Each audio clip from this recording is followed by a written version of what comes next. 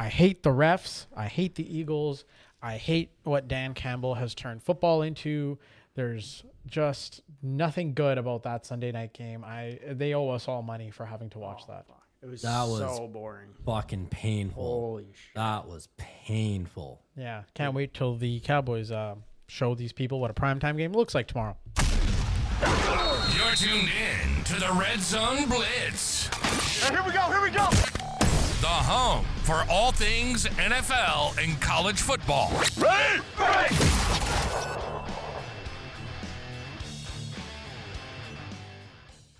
What is happening, everybody? Yeah, that was an abrupt cut to the intro. Apologies. Thank you for joining us. Week 11 in the books. Week 12 college football also in the books. For those new here, to that one guy in Michigan that is drunk out of his mind, probably Google searching us. My name is G. I'm joined by Brandon. What's up? And I'm Matthew. What's up, everybody? So for those of you, to provide some context, we went on YouTube and we tried to search for Lions fans that were in very, very sad situations that we could maybe bring them on the show. And we ended up going to this guy, and he's recording probably off like what is a camcorder maybe from the mid 2000s. Yeah. It was grainy as fuck. Yeah, it was grainy. He's sitting there and he's just like, first of all, he pronounced podcast as potcat. So there was that. And then he was like, well, send me a link. You got to send me a link. Fuck, you got to send me a link. And so we didn't send him a link. So if he's listening to this right now, your Lions suck. We're going to talk about that. They're disastrous. Dan Campbell should be fired, in my opinion. Or just give up the playbook sheet. They just like it's just bad. He looks in over his head. Everything is just not good for those folks. Looks like a genius one week. Looks like an absolute moron when you the next. play Washington. When you play Washington, that's injured. Yeah, I could look like a genius calling plays against. I don't know, man. It is not looking good. It is not looking good. Let's dive into it, fellas. Let's go right into the opening drive. The opening drive. All right. So football happened this week. We had the Jets and Patriots game on Thursday. Do you guys remember that good old time? I think the Jets would like to forget it.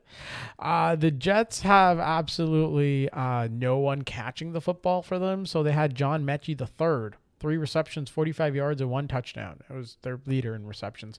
Stephon Diggs, new dad, looked good. We're not going to talk. Sorry, guys. We're not going to talk about this game very much. The New England Patriots are 9-2. They look very good. Mike Vrabel has done an excellent job, and the Tennessee Titans need to figure out what the hell went wrong. The Tennessee Titans are going to go and try to search for a guy that's going to create the culture when they fired the guy who created the culture, who is now... They had the guy that created the culture, and then now he's gone to New England and created the culture there. And so I'm just wondering what the hell is going on in Tennessee. Because they're a college football state. They like their volunteers. Well, that and also like they don't care about the Titans. Their Titans don't care about their mental health either. The Titans almost won today. I guess we can go right into that one. We can flip-flop between the different games. The Texans sneakily came out of that game. They won 16-13. Davis Mills is barely living. 26 for 41. Woody Marks had himself. He's the lead back there. Cam Ward led the Titans in rushing, which I believe is 33 yards. 33 yards. That's very bad. Yeah. So that should tell you all you need to know about the Titans' fortunes. The Texans' defense is still the best in the league, I think, if not like one of the best, if not the best. They are doing it whatever way they want. They're 5-5. They're still in the hunt for the playoffs. Still hanging on. They're barely there. CJ Stroud might be back. The Titans will be back in the NFL draft mix. Maybe we'll go and cheer them on when they pick number 1 in Pittsburgh. Shout out to those good old Titans. Any other things you guys want to add from this, fellas? I mean, it's not the most exciting game in the world. It was an ugly game. Yeah. It was a shitty game. I wonder what it's like being a Texans fan. There's not many of them. You know what's crazy is I think, and I mean you guys are not from Texas. You're from here. You're from Canada, but you're big Cowboys fans. If you were not born and raised in Houston, I don't see any other city or town I would be in that I would cheer for the Texans. I would just be how can you compete? Well, with just history. They had that one year, right? They had the one year, and all of a sudden they came out and be like, "Oh, we're the new team in Texas. We're the." Was it Dalton Schultz? J.J. Watt was the... no, you're talking about recently. Yes. When C.J. Stroud was, his rookie year, and Dalton Schultz was doing interviews about how much more focused he is on football now that he's not in the microscope of Dallas and it's not a petting zoo. Well, Dalton... Should we read your stat line from today, brother? Let's read Dalton's stat line. Not actually too bad. 6 receptions for 51 yards. Not bad. But nobody cares because you're not playing for the Cowboys. I'm glad that we have Jake Ferguson and not Dalton Stupid Schultz. Stupid idiot. Moving on, we had a game played in Spain. Nice little early game. Marcus Mariota led the Washington Commanders to a overtime defeat in the hands of the Miami Dolphins. Tua went 14 for 20, 171 yards, no interceptions. Good for Tua. Very nice. Devon Achane, 21 carries, 120 yards. Devon Achane, another strong game on the ground. Washington has some serious problems. They cannot defend against the run. They are very old. They are broken. Things are not looking very good for Washington. Washington will probably benefit from resting any sort of key player they have for the rest of the year and hopefully landing a high pick. Yeah, and you can't throw an interception in overtime. No. I gotta say, I woke up early for this game. Not really. I watched the third and the fourth quarter. Okay, I was gonna say that's unfortunate. I didn't watch the full game. I caught some sleep because the game was in Madrid. I was like, whatever. I'll catch the second half of the game. So it was 13-13, right? And I just gotta say, it's terrible coaching by both coaches, McDaniel and Quinn. It was tie game. Miami just had to kick a field goal. They would have gone up, forced Washington to get some points. And then Dan Quinn on the other side of the ball, it's a tie game, fourth quarter. All you need is a field goal, and he's bombing it down the field. Yeah. It's just shitty coaching. And then Mike McDaniel got bailed out from an interception on overtime on the first play of the game. I'd like to formally apologize to all of those in the wonderful country of Spain that were subjected to this debacle. Yeah. This was not NFL football at its finest. Yeah. Mike McDaniel's lucky, I think, right now to have a job. He's going to keep his job. Lucky. He's going to keep his job. Watch. He will. He's going to drag this team. Yeah. Let's go into the Dolphins schedule coming up because he's going to drag them into some wins. But they won last week. They won last week, right? The Dolphins. they won last week. The Dolphins will play. I think the Dolphins have a bye this upcoming week, but they're playing this. It means one more week that he can't get fired. They're playing the Saints. Yeah. See, so then there's a chance to get a win. There's a chance to go 5-7. Yeah. Then they're going to play the Jets. There's an opportunity to go 6-7. Then they're playing the Steelers. Now that's a great trap game. You're not beating us on Monday night. Okay, so they're 6-8. Then they're playing the Bengals, whose season might be wrapped up by then. Yeah. Then that's a Sunday night game. We got to watch that on prime time. They'll flex that on out. I'm pretty sure they'll flex Bengals versus Dolphins. Hopefully. Out of the primetime slot. Then the Buccaneers, who probably will have locked up their playoff fortunes by then, will probably rest all their players. So they might win that one. So what, they're now 8-8. And if the Patriots bench everybody, they could have a winning season. They could have a winning season. 9-8. They could finish the season. Does he keep his job? If they finish 9-8. Oh well, it's pretty hard to. Well, Mike Tomlin gets to keep his job every year, so at 9-8, that's true. Why not? Why not let Mr. McDaniel have a good time? Yeah, man. Miami fans, you guys might be holding on to him for a lot longer than you think. The Packers played the Giants in what was a game of great Jameis Winston. Jameis Winston, in his debut for the Giants, 19 for 29, 201 yards. One rushing touchdown and one interception, baby. Cash it. Just like you called it. Every time, man. He's 1 for 1. Touchdown, interception. Touchdown, interception. The Giants went toe-to-toe with the Packers. Josh Jacobs left the game with a knee injury. Jordan Love left briefly too. Emmanuel Wilson was their lead rusher, of course, 11 carries, 40 yards. No Josh Jacobs, though. Romeo Doubs led for the Packers, 4 receptions, 53 yards. I mean, the Packers got a little bit lucky that they got out of this game. I think if the Giants have Jackson Dart, if the Giants have Cam Scatterbo, I don't think they get as lucky. That's just my opinion. Well, that's why stop there. If the Giants have Malik Neighbors. Yeah. But the new look Giants with their new coach and not Brian Dable screaming at players, they look better. They look a little rejuvenated. So little pre-new coach bump. Do you guys think you go Jameis next week? Who do they play next week? They're the Giants, the good old New York faithful. They play the Lions, the thief of joy. You got to keep going, Jameis. I don't think there's I don't think Russ is pulling the needle for you anywhere. Like, the problem is when you have too many backups, like the Giants did, they had too many quarterbacks, and now they're like, what do we do? But I don't know. I think you got to go Jameis. Like, what's Russell Wilson going to do for you? At least you'll be able to figure out what Jameis has for you and your play calling and all that stuff. Like, this all might not matter. They might completely clean the house, and like Jameis might be gone, Russ might be gone. It might just be Jackson Dart by himself. Yeah. So you never know. As long as they do put in Jameis, man, throw that interception, baby. Yeah, we can count on you for that. He looked better than Jared Goff did. If that's the bar I'm going to use to describe quarterbacks this week. That's a pretty low fucking bar. Yeah, he was better than Goff. The Packers got to be pretty happy with what Goff did tonight. Like, yes.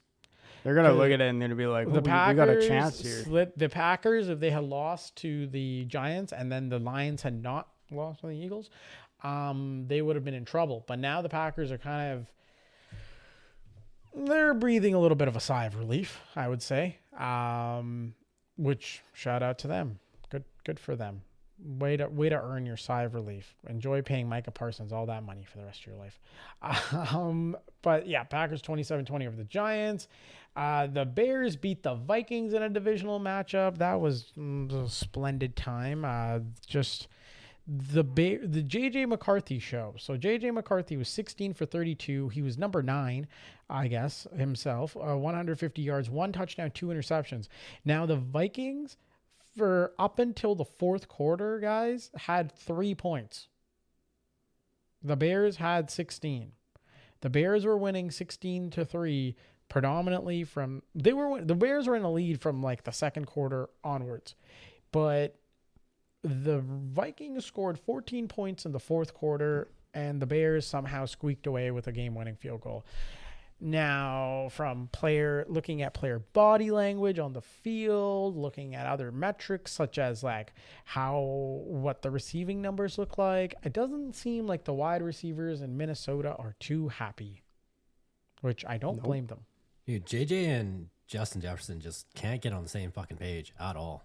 I don't know what's going on, and I think it's just a waste of Justin Jefferson's time to be on the Vikings. I'm sorry. It's just not. This is not it.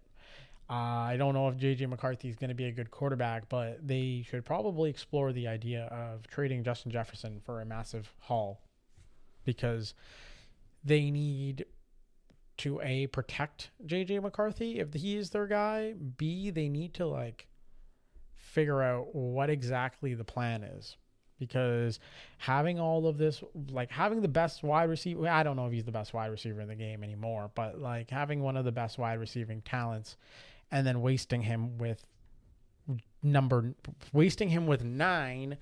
I don't know if that's the way to go. You can't go the whole game, not do much, and then fourth quarter JJ shows up. And then, because that first game, he showed up in the fourth quarter, and everyone was like, oh, my God, this is amazing. Look at J.J. McCarthy go, and this is incredible. And now it's well, you're playing from behind every game. Now it looks like getting rid of Sam Darnold was a mistake. Because look at what he's doing in Seattle. Well, we'll talk about we'll talk about J.J. McCarthy's Seattle endeavors. And that's also another one possession when game for the Bears. That puts them at 5-1 in one possession or one score games. Yep. They are finding a way to win. But they're very, very close to not having the record they have if they don't pull out some of these, as Brandon likes to say, rabbits out of their asses. Now, to the most entertaining ball of chaos, the Carolina Panthers beat the Atlanta Falcons. The Carolina Panthers are 6-5. Bryce Young, 31 for 45, 448 yards, setting the Carolina Panthers quarterback record for passing yards, 3 touchdowns. Rico Dowdle, 19 carries, 45 yards. Tat McMillan, 8 receptions, 130 yards, 2 touchdowns. Michael Penix, 13 for 16, 175 yards. Now, Michael Penix has injured the same knee that he had injured previously. We might be getting Kirk Cousins again, guys. How lovely. The Falcons are done. It is over. It's toast. And this is exactly what, like I said, when we were making our picks, I just picked Carolina. There's too inconsistent of a team. They're bound to win, and they did it. They 448 yards out of Bryce Young. Like, are you kidding me? With three touchdowns? That's crazy numbers. T-Mac finally with a 130 yard game. Like, yep. Those are numbers of like that. That's what I'm talking about. But now, who do they play next week? Because I guarantee next week they're going to go back and they're going to absolutely shit the bed. Our lovely Carolina Panthers will be playing the San Francisco 49ers on Monday night Football. Oh, they're going to get steamrolled. Just because there's not inconsistent. You never know. Jacoby Brissett set the record for most completions today. Yeah. You never know. Bryce Young might be on a generational run here to take Carolina to the promised land. I looked at Carolina's schedule. It looks a little rough. Oh, I don't know if they're gonna. Maybe not actually. If you look at their schedule, like you go down the list, it's not looking great for them. I mean, I don't know if this is much about Carolina. I don't know if it's about the Falcons, but they need a clean house in Atlanta. They need to get those guys out of here. They need to figure out a plan for Kyle Pitts. Make him the equipment manager at this point. Like, get him out of here. The Raheem Morris experiment is not working. You have an excellent talent in Bijan Robinson that is being utilized, but also not utilized. They're overcomplicating very simple run plays. They're doing a whole bunch of other stuff. The Falcons' defense, they had to do what they knew which exact plays would lead to overtime, and they still let Carolina crawl themselves back. Yeah, that's the thing. Isn't Raheem Morris like a defensive coordinator? Like he was before a head coach. Like, figure it out, man. I mean, the Atlanta Falcon. I feel bad for Atlanta Falcon fans. I feel bad for what has happened after Brady destroyed them. It's never been good. But it's like they can't get away from that ever. No. Like that's gonna stay with them forever. Is them losing 28-3. And the problem is they losing the lead. And Falcons head coach Raheem Morris quoted after the game saying, "You got to find a way to win it." Well, I mean, that's 5 straight losses. So, and they're also they also might be. I think they've got swept by the Panthers this year. They did, because that's the game they got. Was it 30 nothing? They shut them out. They shut them out. Yes. I think it was, and they put up 30. Yes. Yeah, it was 30. Yep. People are sneaking into field level seats to heckle the Atlanta Falcons owner to fire Rich McKay, who I believe is their general manager. He is the CEO of the Falcons. So people are now running into field level seats to yell at the owner to fire their staff. That's where the Falcons fans are at. I don't know if that's his fault though. It is, man. You think it's the GM's fault? Yeah. You got Drake London. You have Bijan Robinson. You got to go out there and get a 1B. You got to get out there and get a second wide receiver. You also did not need to go sign Kirk Cousins when you did. If the plan was to draft a quarterback, that was the dumbest thing ever. That was dumb. You paid him a bunch of money, and then you went out and drafted Durag Michael Penix when no other team was really looking at him that way. Even if Michael Penix was your guy, you wanted Michael Penix so bad, you could have signed a veteran for much cheaper than signing Kirk Cousins for what he was signed for. That's the thing, though, that has me worried about, like, when quarterbacks go into the draft. Is like if they have the one amazing year, and that's also the sophomore jinx, CJ Stroud. Well, that's the thing. Like they have one great year. Well, in college, they have one good year in college, and then they light it up, and then they go to the NFL draft. That's why, like, part of me is like, I'm looking at like Mendoza's great. Don't get me wrong, but looking at the last couple of years he had before he transferred to Indiana, he was good, but he wasn't like amazing. And he was also just playing at Cal. I mean, he was just playing at Cal, but.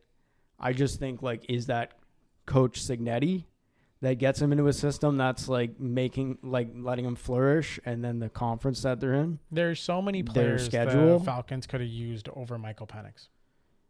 Where they drafted him. They could have gone for Olu Fashanu, the offensive tackle. They could have gone for Brock Bowers. Brock Bowers to replace Drake London. Kyle Pitts. Yeah, Brock Bowers, Drake London, and Bijan Robinson. That could be a very, very form. And you already have Kirk Cousins in this scenario. You have Kirk Cousins. You've signed Kirk Cousins in this scenario. I don't understand how we get here. Latu Latu, Byron Murphy, Dallas Turner, Jared Verse. Jared Verse would have been really good for them. Jared Verse would have been good for anyone. Jared Verse would have been good for anyone, but on that Atlanta's like defense. Like Atlanta has made some very, very questionable calls.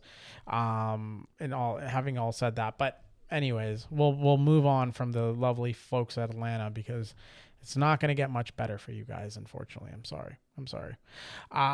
Chargers. The Chargers you went into Jacksonville and just laid an egg. 10 for 18 for Justin Herbert. 81 yards, 1 interception. You want to talk about players leading rushing? 3 carries, 21 yards. Who is it? For the Chargers. It's Herbert. Yeah. Yeah. That's Justin Herbert, 21 yards. Keenan Allen led them in receiving yards. Not enough is being talked about the fall from grace of Ladd McConkey. I don't know what exactly has happened. Yeah. I don't know what Ladd McConkey has done to deserve this treatment. Quentin Johnson had 0 receptions. And that I don't understand how is happening. Kimani Vidal not looking good. Just not a very good game. This is Ladd McConkey's second year, right? So he's having that sophomore slump. Yes, sir. The sophomore slump. Bayshall Tootin for the Jaguars, though. 15 carries, 74 yards, 1 touchdown. Travis Etienne, 19 carries, 73 yards, 2 touchdowns. Trevor Lawrence with a rushing touchdown. They had 4 touchdowns rushing. Tim Patrick with the only receiver. They ran that ball. They just ran right over him, just ran a train on him.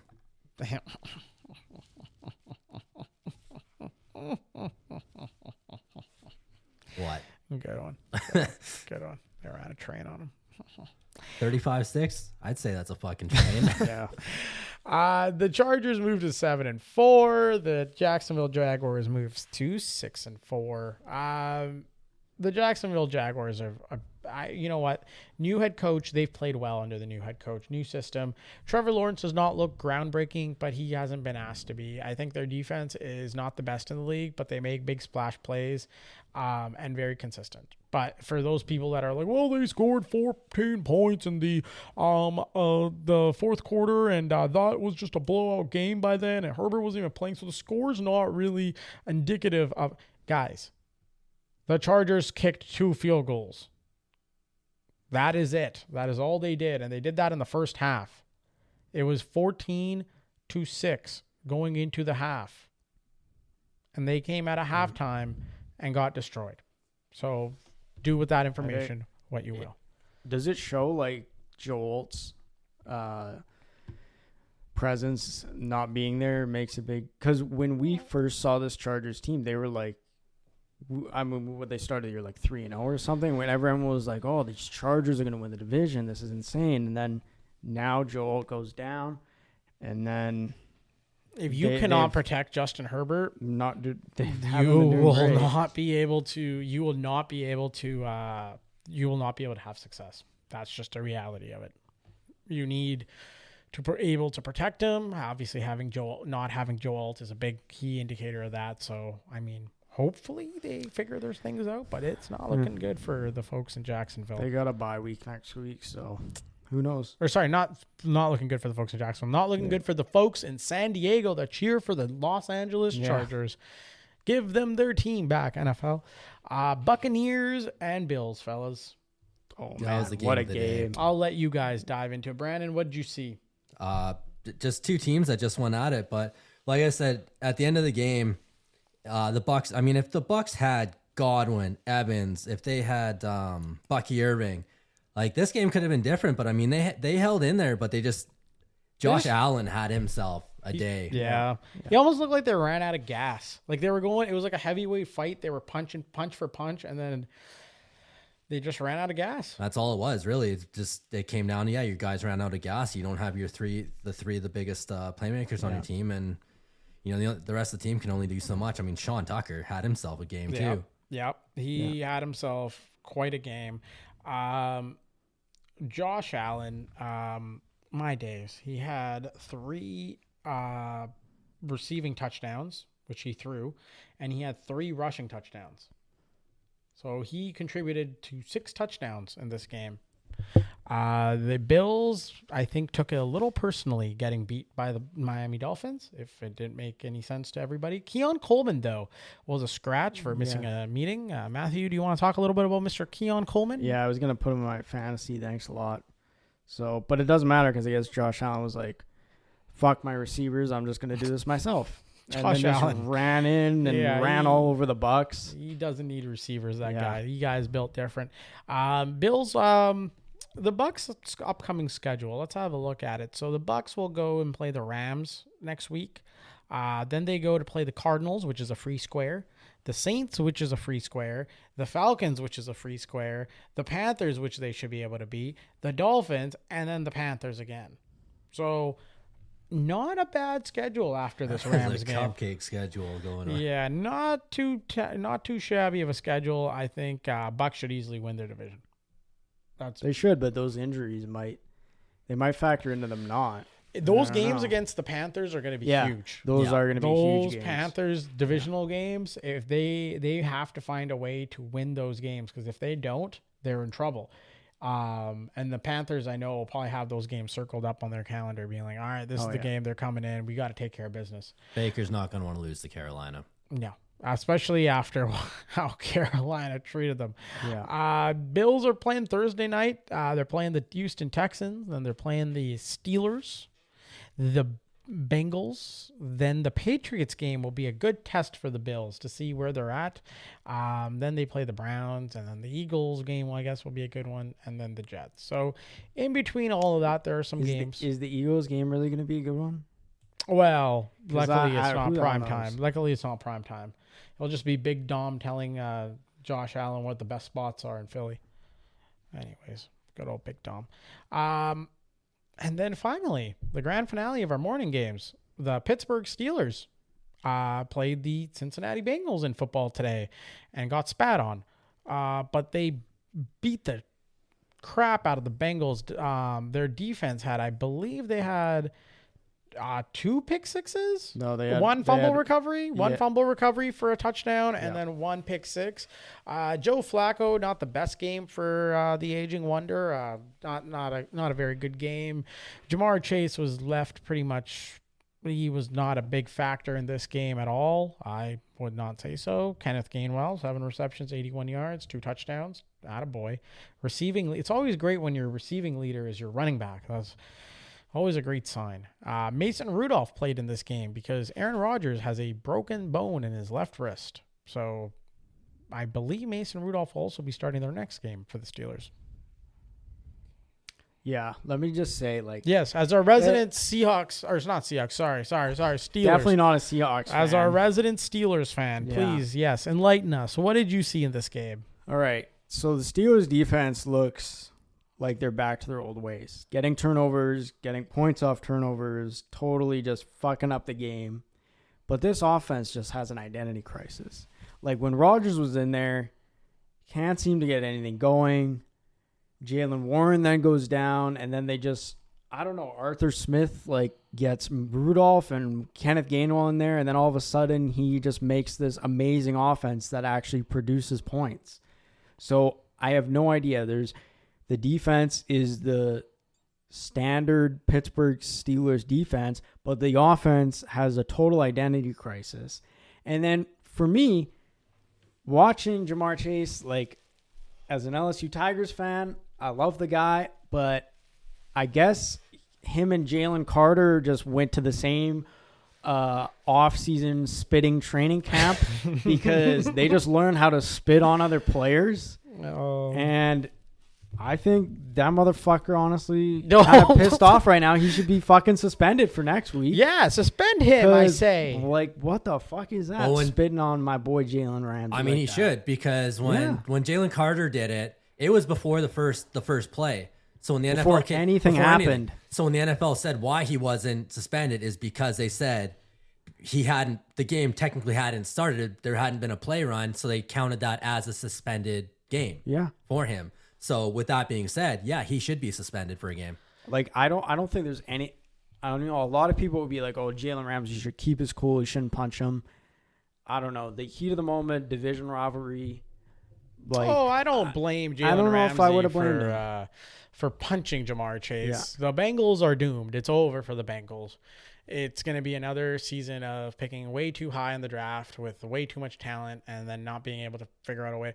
The Bengals, if they don't draft multiple offensive tackles, I might have to go down to Cincinnati and write a strongly worded letter and demand a meeting with the owner to just be like, what the fuck are we doing here? Because the fact of the matter is they've paid a bunch of money to all these players that are reliant on the quarterback being healthy. And if the quarterback is not healthy, those players are useless. So you just paid a bunch of money to all these guys, and then you didn't protect the one asset you need to protect.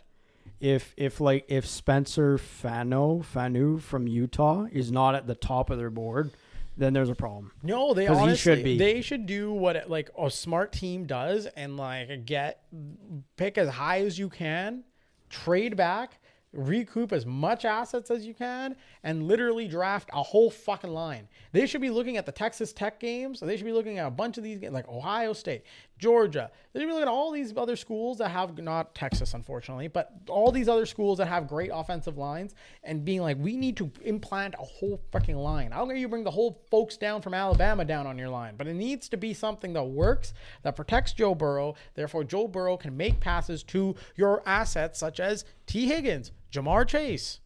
Chase Brown can become a running back finally in his life. Well, like we've talked about in a couple of our episodes, look at what Chicago did. They completely overhauled their offensive line, and now look at what Caleb Williams is able to do. But what I'm confused about is Chicago did that after 1 year of watching Caleb Williams. We've been watching how many years of Joe Burrow? Yeah, that's the thing. That's what I mean. How many injuries have we seen? Well, and they went to the Super Bowl 2019, 2020. I know these owners are cheap. I know the owners are cheap. I know everybody's it's a poverty franchise. It's a poverty franchise. The Bengals owners are cheap. Great, they're cheap. Now, all their fucking team owners are cheap. But they've paid. They're cheap. But they've paid Joe Burrow all this money. So why would you not want to protect the player making all this money unless you're trying to get out of it because you're like, oh well, if he breaks his leg actually many times, we can just put him on designated IR and somehow get I don't get it. I don't understand how you can go out and pay a quarterback all this money and then not bring in enforcements to protect that quarterback. They went to the Super Bowl and then they got their ass kicked and Joe Burrow almost died and their first instinct was to bring in Lyle Collins from the Cowboys. I love Lyle Collins, but he was not going to be able to protect Joe Burrow. He barely was able to protect Dak. So the Bengals fans everywhere around, it's more than just, it's a systematic issue there. It's an identity crisis. You talk about identity crisis for your offense.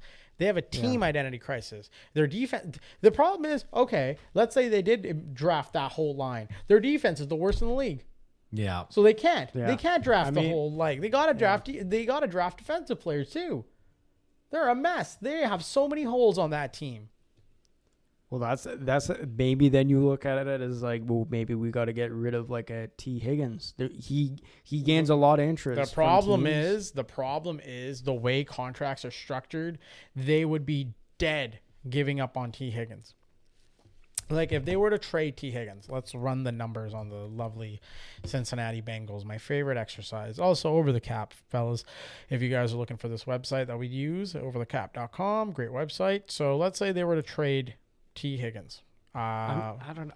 Like with Cincinnati though, it's all, like there's got to be a culture thing going there because, like you said, like they got to draft defensive players. Who did they draft in the first round this year? Shamar Stewart, and he was the last guy to sign. He barely got on the field because he was feuding with the organization about pay and wanting to get paid a certain amount of money to play. So, like, there's something going on in the front office here. All right, if they trade T. Higgins before June 1st, they would actually, the way this is structured, they might be able to. They would save $9 million. They would have $15 million of dead money. If they did it after June 1st, they would save $20 million. So maybe actually you're right.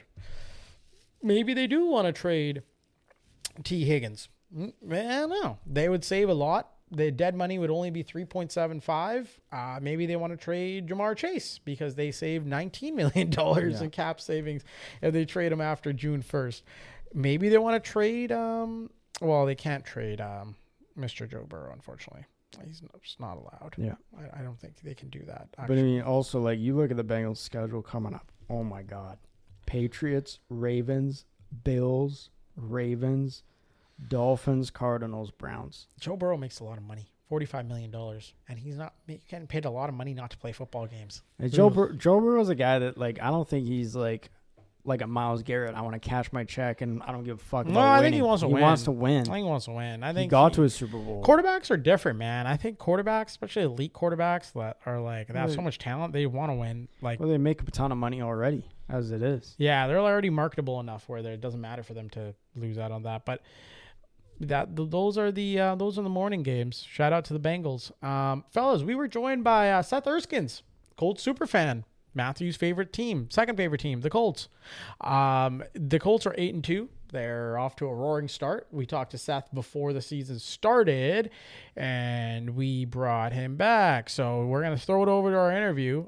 We talk about the Indianapolis Colts, how much he loves Tyler Warren blocking.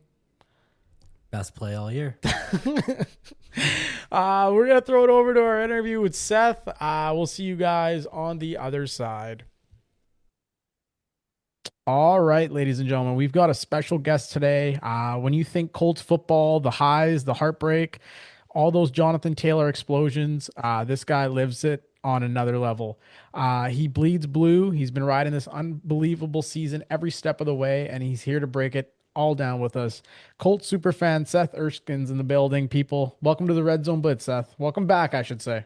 Happy to be here again, my friends. Rock and roll. Seth, I mean, the floor is yours.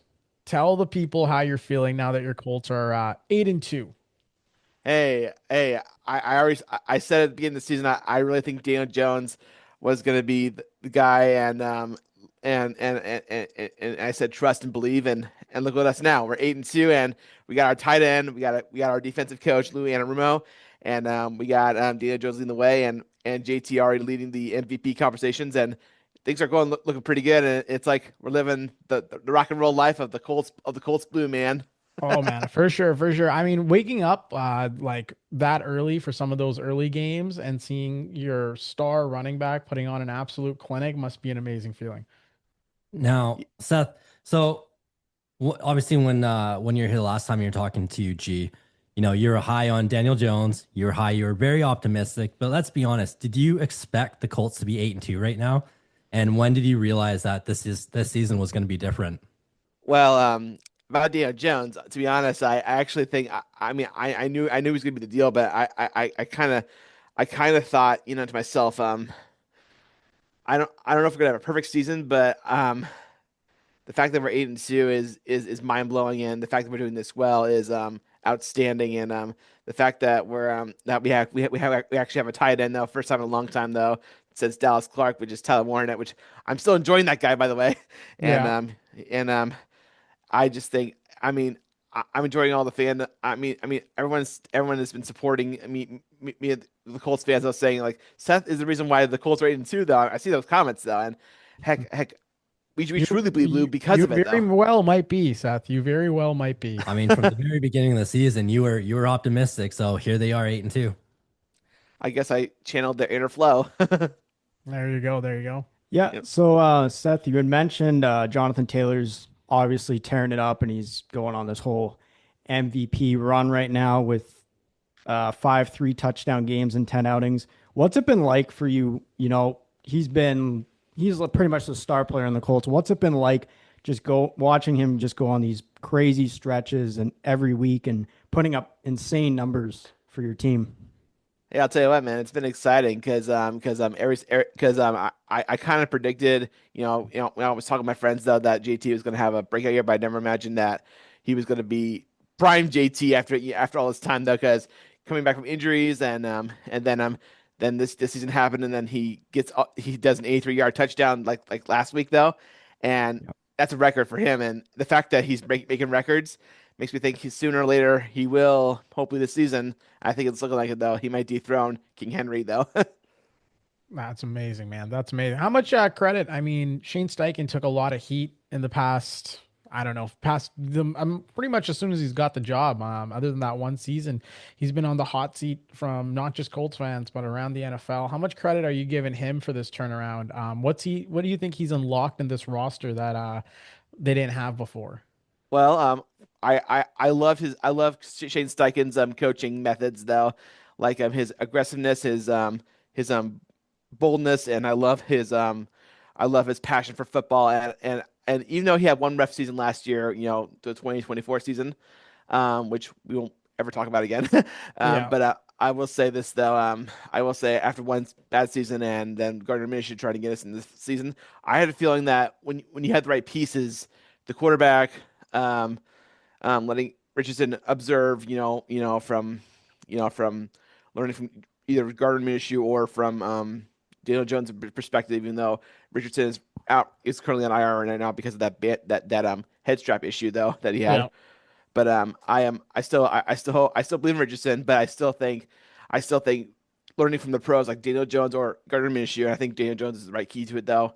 I think the fact that if you have the keys like Daniel Jones, a good running back, a good offensive line, which we do have, a defense that's more consistent and not predictable, like with with Lou Anarumo, and have a really good tight end. I mean, those pieces really come together, and we are like a band of brothers coming together, supporting each other along the way. We did have a couple rough games though, but we honestly beat ourselves because of it though. But whether win or lose, we love them, and I still wish nothing but the best for AD Mitchell though, even though he's having a tough time right now, and especially after the Rams game. But hey, I still think the Colts is still a very top contender team, and it's been pretty wild, and I still believe they're going to bleed blue all the way into the playoffs and maybe even beyond. Yeah, so obviously the offense is clicking, but let's talk a little bit on the defense now. People expected a little bit of regression, yet the units held up in the big moments, and then obviously adding Sauce Gardner is huge for you guys. But yes. who's been the unsung hero on the defensive side of the ball to you? Well, for right now, I've still yet to see some Sauce Reed though. Because I'm still holding my breath that Sauce Gardner is going to be the guy to get it done. But for now, for defense, I think it's going to have to be that is a really good. Oh, Kenny Moore, definitely Kenny Moore, because I love Kenny Moore, and I also love Laiatu Latu. I think those guys are awesome keys to defense, including Shavarius Ward as well. Those three people I mentioned. Right on. Yep. So Seth, with all the games this year, so far that you've caught, what game so far felt like the moment where you said, okay, this team might actually be like an AFC contender, that it can compete for a championship and then go to the Super Bowl? What game kind of stood out to you where you were like, my Colts are really doing it this year. They're going to make it all the way. I'm going to have to be honest. I think it's got to be a tiebreaker between either the first time we faced the actually the only time actually, but I have to say when we defeated the Broncos, yeah, I thought, man, oh, we got a kicker, but then that kicker got injured. But hey, I'm still glad that we won that game because honestly the Broncos have been, and right now the Broncos are playing against the Chiefs though, and I know a buddy of mine who's also a Broncos fan though, so but he and I go back and forth between we have a rivalry between us though in such a fun friendly way though. Yeah. But as far as the game goes, I have to look back because honestly, I gotta think what games did we play? Like, I mean, the one against the Chargers was a big one too. Yeah, I took down the Chargers. That was a big one. I actually have to agree either between the Chargers or the Broncos. Yeah, because the alphabet B and C though kind of deal. And also I also love how well we played, how dominant we played against the Dolphins though. So the fact we were playing dominantly in the week one though, in respect for Jim Irsay, was pretty good, but dang good, buddy. For the boss. Well, to follow up with that question, was there any like one key play or moment this year that you were like, my team, Colts look really good this year? Definitely the oh man, definitely I have to say the Tyler Warren, with him adjusting, him not only playing tight end but also blocking for JT though when he's making the runs in for the touchdown. I have to say that those combo plays really do help though a lot though. Okay. Awesome. What would you say to fans who still think that the Colts aren't for real? Like, you probably get a lot of haters in your comment section. You probably get a lot of people that are still not believing in the team that's probably going to win their division, if not the conference. What do you say to those fans? Well, I haven't seen much fans saying that stuff in recent memory, though. But I will say, though, if there are some fans, I'll just say this, though. Get ready.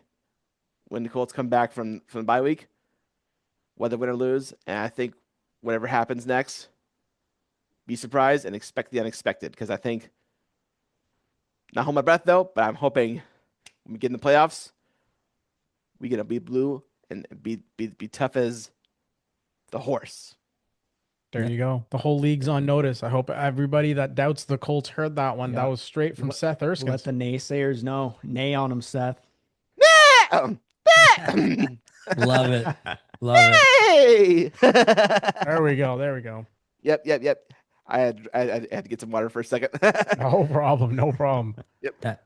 So, like I said, Anthony Richards not even playing right now. He's on IR. How crazy is it? Like, going into the season, did you think it was going to be Anthony Richardson? Did you think it was going to be Daniel Jones? Like, how crazy it to be? Daniel Jones was supposed to come in and be the backup, and now he's your star quarterback. Yeah, I mean, I when I was at the Green Bay Packers game, when I did the halftime show and I watched the game, I liked what I saw from Richardson then, and I think I mean, considering it wasn't the starters at the time though at the offensive line because they alternate in preseason, but I have to say Richardson looks pretty dang consistent though. But I have to say though, Daniel Jones, the way he's operating this offensive line, that's when I knew that when the season started, I was like, okay, this sounds like a gold star. I like it. Yes, let's do it. Now, obviously, when you're regarding the future, do you still see Anthony Richardson as your future? Probably the foreseeable future, but for right now, I'm still rooting for Richardson all the way. But right now, I'm still right now in the present, or however long, if we renew the contract with Daniel Jones, hey, I say Indy Jones all the way, man. There you go. There we go. If you could have, Seth, if you could have one message directly to the rest of the AFC, I know you talked about the fans, but there's the Ravens there. You talked about the Chiefs. The Broncos are still in the AFC. They're still knocking down the horse. What would it be? Which team would you give that? What kind of message would you give those teams? Well, if they were to face Indianapolis in the playoffs. Well, bring your A game, but don't be, but hopefully you can, but hopefully we'll be riding the horse all the way. But just remember, we're coming for the horse to honor our boss, for the city, for the shoe, for the people, and for Colts Nation. And I have to say, whether win or lose, we bleed blue, and we love you guys all the way. Rock and roll. Awesome. Is there a certain player on this roster you think isn't getting enough recognition? Oh, I haven't mentioned one player yet though, but the thing is, I love deep ball Alec Pierce though. When Alec Pierce is getting those deep catches though from Daniel Jones, like from those bombs, when he throws it deep, I love his catches though. From deep I ball. think he opens up your team to a whole different avenue. I think when the Colts are able to throw the ball, like you said, down the field for those vertical threats, and not only opens it up for Michael Pittman, who's one of my favorites, I think one of my favorite receivers in the league, but also it opens up those runs for Jonathan Taylor. Yep, Jonathan Taylor. And I also give mad respect for not only for Michael Pittman Jr. Michael Pittman Jr. Yeah, and Alec Pierce and JT. But I would have to say I give mad respect to my man Josh Downs though, because I think his receptions will be are really good though every year. Last question, Seth. I know you got to run. I know we're taking up time on your valuable Sunday. Oh no, you're good, buddy. Last question for you. Give us your prediction. Last time you gave a great end off to your segment when you did with us. You basically kind of spoke this whole thing into existence by telling everyone, hey, just believe in Blue, believe in Daniel Jones. Now we're more than halfway through the season, week 11. What is your prediction? Where do the Colts finish the regular season? How far can they go in the playoffs? And then what is your final message to Colts Nation all around the world? All right. Let's see. Right now we're 8-2. I think we got how many games left we have in the regular season, I would say? You have 7. All right. So 8 plus 7 is 17. Yeah. You're 8-2, so you're at 10 right now. You're at 10 games, so you've got 7 more games. All right, cool. So I have to say, quite a few. There's a couple of them that made me challenging.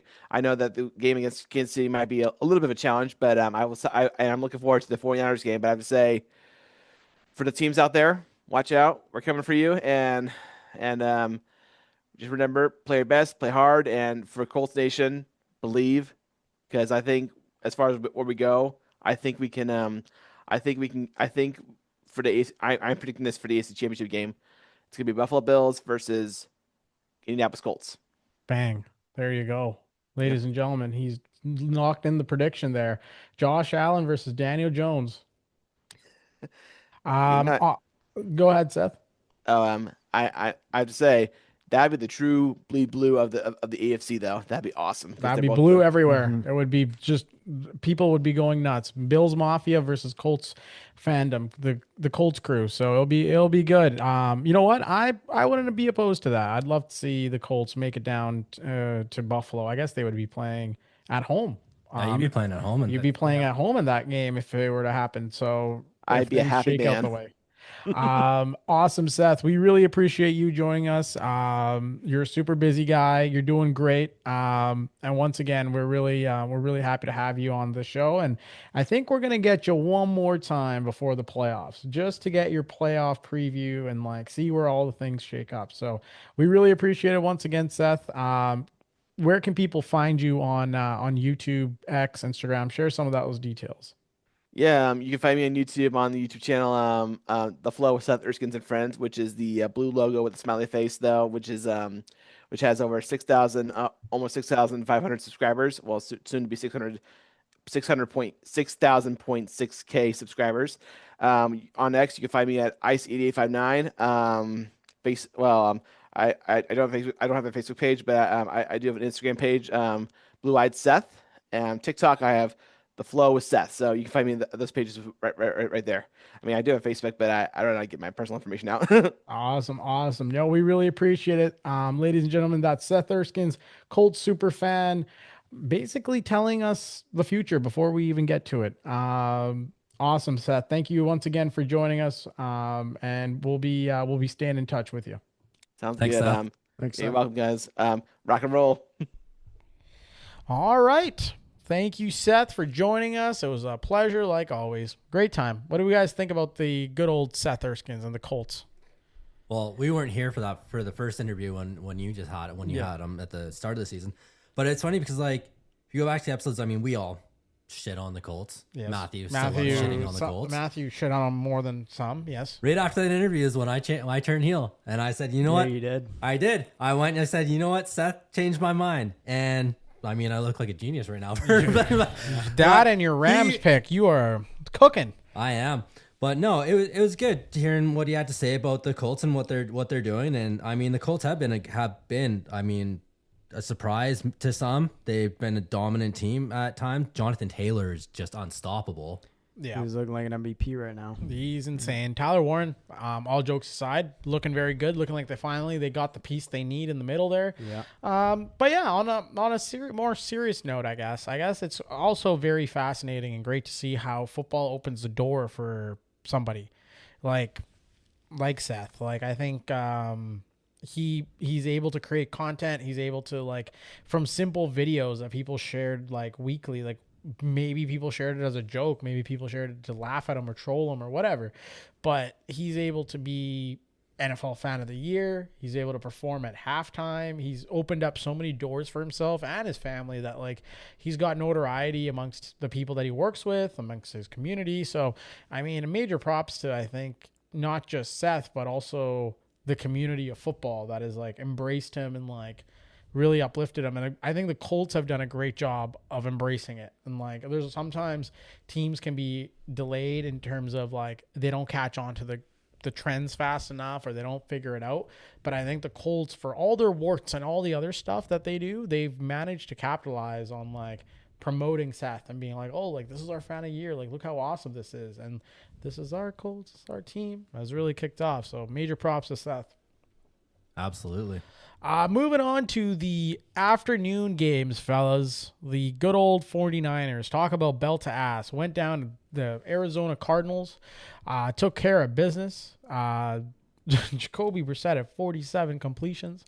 I'm still baffled by that thought. 452 yards, 2 touchdowns, and 2 interceptions, the Jameis line. Brock Purdy returned. He went 19 for 26, 200 yards, 3 touchdowns. Christian McCaffrey, 13 carries, 81 yards, 2 touchdowns. Man, the 49ers just seemed like they were playing a different league. Like, it was almost like the Arizona Cardinals were a CFL team just getting beat up and down the field. So Arizona, I think they're going to have a decision to make about quarterback. I think it's over for Kyler, obviously. I think that time is going to come to an end. I don't know if Jacoby Brissett is the guy. It's also important to note our Arizona Cardinals were without Marvin Harrison because he had an appendix surgery. That was an emergency for him. So prayers up to Marvin.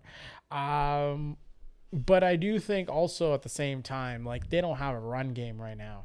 And I think James Conner going down when he went down really sucks because he opened up the field for them to do a whole lot of other stuff. And he was a valuable piece of that offense. So there's some pieces like Walter Nolan on their defensive side is really good. So there are players that they have that are formidable, but I don't know. How did we lose to this team? I was just going to search that. I was actually going to search, like, in my brain, I'm like, did the Cowboys lose to the Cardinals, or was I dreaming? The Cardinals started the season 2-0, and they've gone 1-7 since. And I bet that one win was against the Cowboys. And they didn't just win. No, they put up 221 passing yards and 119 rushing yards. How? Just how? Eberflus should be shot from a cannon. Like, the fact that Jerry should pull this up on a big screen at the year-end meeting and be like, look at all these teams that played us. This is all the stats they put up. And then this is the stats they put up against everybody else in the NFL. And you're fired. Like, pack your shit. We made the Cardinals look good. Russell Wilson against us. Russell Wilson put up 400 yards. Had a fucking yards. career day. The Broncos put up frigging 44 points, which was sad. The Panthers beat us. The Bears beat us. When Jacoby Brissett takes over this job for the Kyler Murray as the Cardinals starter, and then he retires, and he's like an old man, and then he has his grandchild like on his lap, and then his grandchild is like Grandpappy Jacoby, He's like, okay. Speak like, more. Yes, speak more like a black grandchild. Yes. I don't know. No, I like this. I like this, Jamarcus. Please continue. Continue speaking like a black grandchild. Grandpappy Jacoby. Grandpappy Jacoby. Yeah. Go. No, the accent is perfect. I'm gonna shut up. I'm gonna mute myself. Go ahead, please. No, paint the whole picture. I want to hear. Okay. Yeah. So when Jacoby Brissett takes over for Kyler Murray. Okay. Yeah. And then who knows? Maybe he has an illustrious career with Arizona, and then he retires, and he gets like a farmhouse. I don't know, out in the valley or something. Who the hell knows? Okay. Back in his hometown. I don't know. I don't give a fuck. But no, hold on. We'll paint the picture for you. Jacoby Brissett, originally from West Palm Beach, Florida. Okay, so maybe not a farm, but maybe just a nice beachside house. Beachside house. Yep. And then he has his kids all around, and then he takes his So this is his kid or his grandchild. Oh, not even his kid. So he's like wheeling up into his. Let's say Jacoby Brissett II ended up having a very illustrious NFL pro career. Yeah, there you go. Made millions, and he's like, you were Jacoby Brissett II. You were so good, young Such Jamarcus a great says. Name. Yes. Yeah. He's like, oh, you're so good. Like, and then Jacoby Brissett II goes, well, wait, let me tell you about my dad. And then Jacoby Brissett wheels in on his walker, like, go ahead, down. Wheels in on his walker, and he grabs his little grandchild and puts him on his lap. Little Jamarcus gets on the lap. And he's just like, Grandpappy Jacoby. Okay, yeah. It's good. Like, not racist at all. He's like, how to... No, this is perfectly fine. There's no wrong. There's nothing wrong with what we're about to say. No, go ahead, Grandpappy. Why does he call him Grandpa? Why not Papa? Grandpappy? No, but I just said Grandpappy. But what? Do you call him Grandpappy? No, Grandpappy. Grandpappy. Grandpappy. Oh, why not Papa or something like that? Something more. I don't know. How old's the kid? How old's the little fucker? This little kid. Why do we go into the No, little we kid? gotta It's paint not the his story. It's Jacoby Brissett's story. God damn it! Picture's been painted, man. It's painted enough. I want Albert from Tuscaloosa, Alabama, to drive in his car, veer his car off to the side, park his car. I mean, what the fuck are these fuckers talking about? I think over the last 45 seconds, he's already done that. So go ahead. So you might be listening to a Detroit, Michigan guy fucking complaining about his team. Send the link. Yeah. Send the link here. God damn it, I can't see the link. Go ahead. And the grandchild was like where did you get your star? Where did the success come from? And then he was like, let me tell you, son, I got my start after the Dallas Cowboys game. The Dallas Cowboys gave me my career. You're sounding more like a white man, not Jacoby Brissett. Talk like Grandpa Jacoby Brissett. I don't know how Jacoby Brissett sounds. Do it.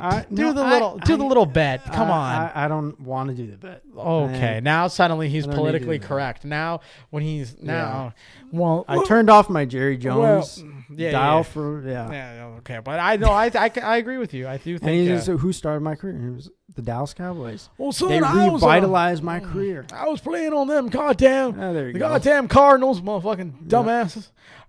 Those fucking idiots. And and the little midget kid, he was telling me about the new video game. Alan was telling me about the duty of call or something fucking more modern, something fair. Yeah. I was not interested in that. I've never been a video game man. I don't play games. I only live them. And then I played the stupid, jealous fucking cowgirls. Oh, no, sorry, cowboys, not cowgirls. And then we beat their asses. We went up and down the field. And we got a guy named Bam. Bam Knott. He went up and down the field. It was beautiful. You sound like fucking Cotton Hill right now. I'm sounding like a mix of like Jerry Jones mixed in with like a... you sound like Cotton Hill from King of the Hill. Maybe. I do like King of the Hill, actually. I'm a big fan of King of the Hill. Big Texas Longhorn fan. Yes. Yeah. They're probably rolling in their animated graves right now. By God, Bobby. I don't know. I don't know how we're gonna get back on track here. But the Arizona Cardinals suck at the sport of football. It's over. It's time to PFF mock draft yourselves. Well said, Stephen A. Smith. It's done. It's over. They suck. It's time. It's over. Garbage team. Where would they pick, actually? Oh, speaking of garbage, Seattle Seahawks. Oh, I'm sorry. No, I jumped too early at that. That's not nice. That's not nice. We don't have to say it. Oh, I thought we were all thinking it. Well, we are thinking it. Yeah. The Seahawks played the Rams, and the Seahawks played the Rams in the most mediocre fashion of all time. They didn't score a touchdown until the fourth quarter. Sam Darnold threw 4 interceptions. He had more attempts. He had less attempts than Jacoby Myers had completions. He had 44 attempts. He made 29 of them. You mean Jacoby Brissett? Yeah, sorry. What did I say? You just said Jacoby Myers. Oh, Jacoby Myers is flourishing in Jacksonville. He's thanking his lucky stars. Kenneth Walker did his little thing. Jackson Smith in the jig, but the gift that keeps on giving. Beautiful. 9 receptions, 105 yards. Just excellence. Matthew Stafford, 15 for 28, 130 yards, 2 touchdowns. There are some key vital drops by Davante Adams. I think the Seahawks are kind of lucky that this only was a 19-21 game, that they missed off a field goal at the end. This could have been a lot worse. I know, Brandon, you mentioned it. Didn't look like Mr. Davante Adams and Matthew Stafford were on the same page today. No, not today. There was a couple drops that, ball could have been thrown a tiny bit better, but those are balls you got to catch. Davante Adams catches those like 9 out of 10 times. Yeah, catch those balls. It really, this game, to me, was just poorly coached on both sides. There's a bunch of plays, bunch of calls. What are you doing? Well, it's like we watched the Detroit Lions go for it on every single 4th down. We don't need to go there. We'll go there later. If the Seahawks, you don't need to go for it on every single 4th down, but some of them, I'm like, you fucking trust your players to make a play here? Please? But I think also at the end of the game, though, for Seattle, if they were a little bit more organized in their 2-minute offense, they could have made that kick. They should have won this game. They took way too much time off the clock. Every play. Yeah. They took way too much time off the clock. That's okay, though. The NFL will reward the Seahawks by giving them a matchup against the Titans next week. Yay. That's good. Listen, that should be... You guys better beat them. Break them. You got to break the Titans. But after that, the Seahawks schedule is going to be pretty good up until the rematch against the Rams. So they go Titans, Vikings, Falcons, and then they go Colts. This is our Colts. This is our team. We bleed blue. And then they play the Rams on Thursday night at home. Huge game. That's going to be huge. And then they go Panthers and then 49ers to finish it off, which might be the 49ers playoff hopes. So that might be something to keep an eye on. But other than that, I think the Rams are looking good. Sean McVay, no complaints there. If you're a Rams fan, how can you? Your team is top of the division, close to top of the conference, and they don't seem like they're stopping anytime soon. It doesn't seem like Matthew Stafford doesn't look like he's got a hindrance for anything. So, not a bad time to be a Rams fan. Some pegged the Rams to go to the all the way to the top. NFC Championship game. Some fortune tellers on this podcast. I think their shot's looking better than Detroit right now too. Hey man, when you're a grandpapa or grandpappy, your grandchild, he's gonna grandpappy. You're gonna grandpappy Brandon. There you go. Grandpa, tell me what's this betting thing you talk about all the time? And you're gonna be like, well, come on, sit on my lap. Let me come here. So I'll tell you about Let me talk about the time I told marriage proposal. No, not the marriage, not the marriage proposal. That's a different form of gambling. Let me tell about the time I was on this podcast and I told these two idiots that the NFC Championship game would be, the Rams would be attending it. Grandpapa, the Houston Rams? No, son, not the Houston Rams. They were in LA before. In this wild world, the Texans get dissolved for mediocre attendance, and then they got to move the LA Rams to Houston to accommodate that. But yes, so then you would tell him that story about how you were a degenerate fortune teller, and you, instead of picking lottery numbers, decided to bet on the LA Rams to go to the NFC Championship game. It's looking good. We also predicted the Cowboys would be in the playoffs. I didn't. I said it was going to be the Lions. But they don't look much better after tonight. So he's like a realist Cowboys fan. No, he's not. Yeah, you're a little bit delusional. He just needs them to do a little bit better, and he'll be right back on the bandwagon. Oh, of course. He'll be right back. You don't understand us very well. It's been 40 years of this shit. I understand you quite well. See how you talk about the Steelers, and you talk about them from a point of, we don't have an identity, blah, blah, blah, Well, we don't. Not on offense, at least. But you see how we're able to look at every team's problem and then relate them to ours? That's how we cope. Can you imagine if we were successful? We would be unstoppable right now. This podcast would be off the chains. You'd be running a Netflix documentary. It'd be 70 minutes of pure Cowboys fandom. Oh, that was we would never shut. Not that we'd ever do shut up, but we would never shut up. Oh yeah, this would be way worse. Like we right now, this is like tame. Cowboys are playing the Raiders. Their season could be over if they lose. But if they were on the other side, like let's just say, for example, let's say they beat the Eagles in that game. The game are you telling me they might go on a run? You know what? I'm not gonna say it yet.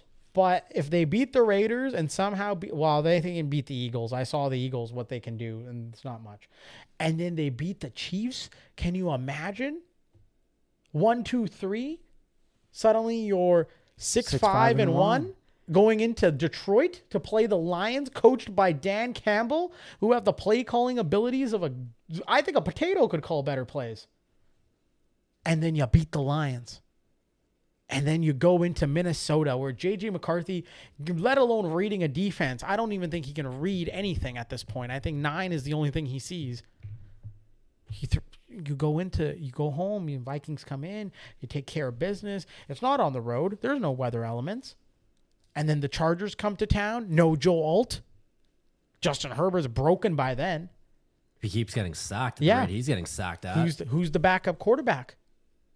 It's Trey Lance. It's Trey Lance. Trey Lance gets in the game. Oh, you know Trey Lance. We know his tendencies. Oh. Now what are we at?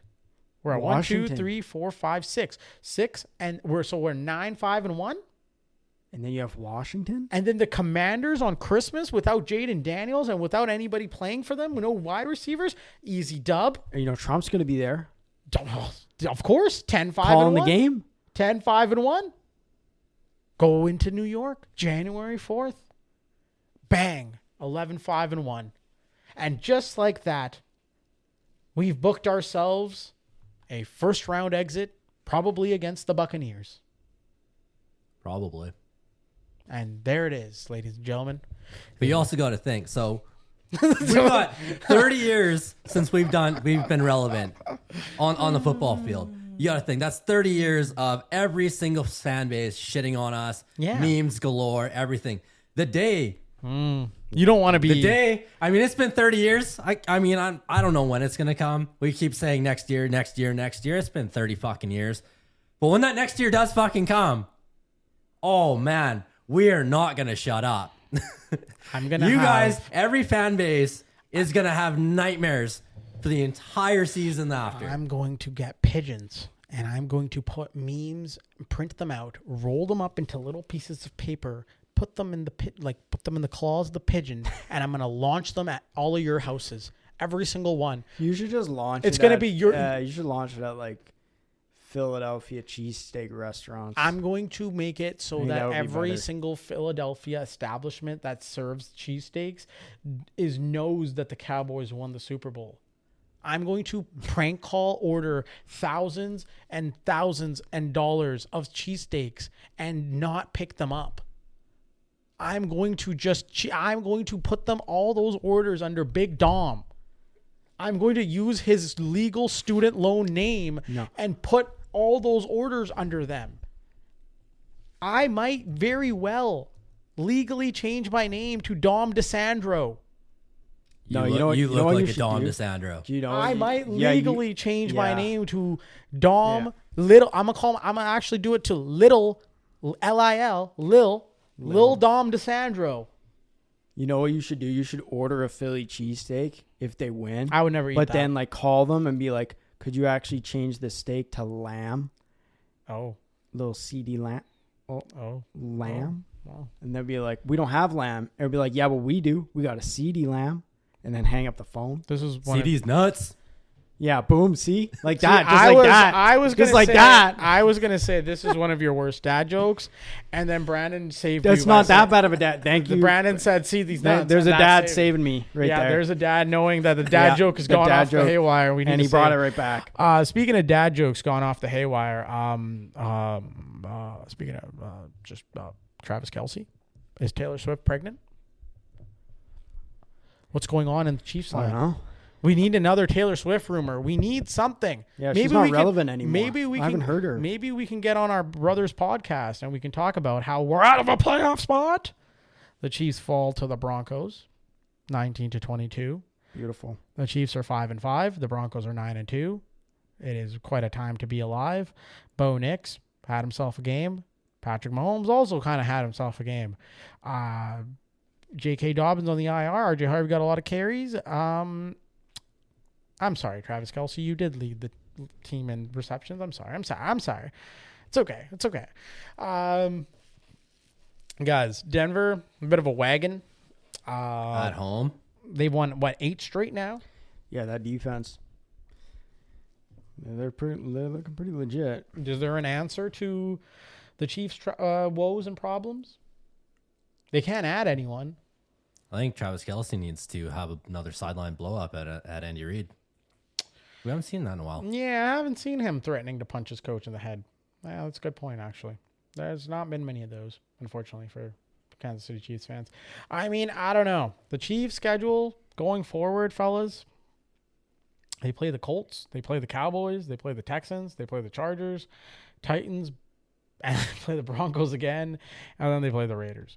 They have a path to somehow right the ship. They can do it. They're too successful in the past not to do it, but it's going to take a whole lot of work from not just their play calling, but also from the refs. I think they could also just be, when you go to the playoffs and you go deep, you make deep runs every year after year after year. That means every season, your off season is shorter. And so you're not getting the rest. You're not getting the rehab. You're not getting things in order that all the other teams do. So eventually, it's been how many years of Chiefs just making deep runs. Yep. Their guys could just be getting tired.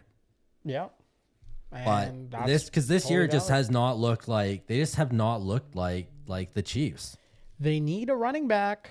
They don't have one. You cannot win in the NFL without both facets of the offense. You can't just keep throwing the ball. You need to run the ball.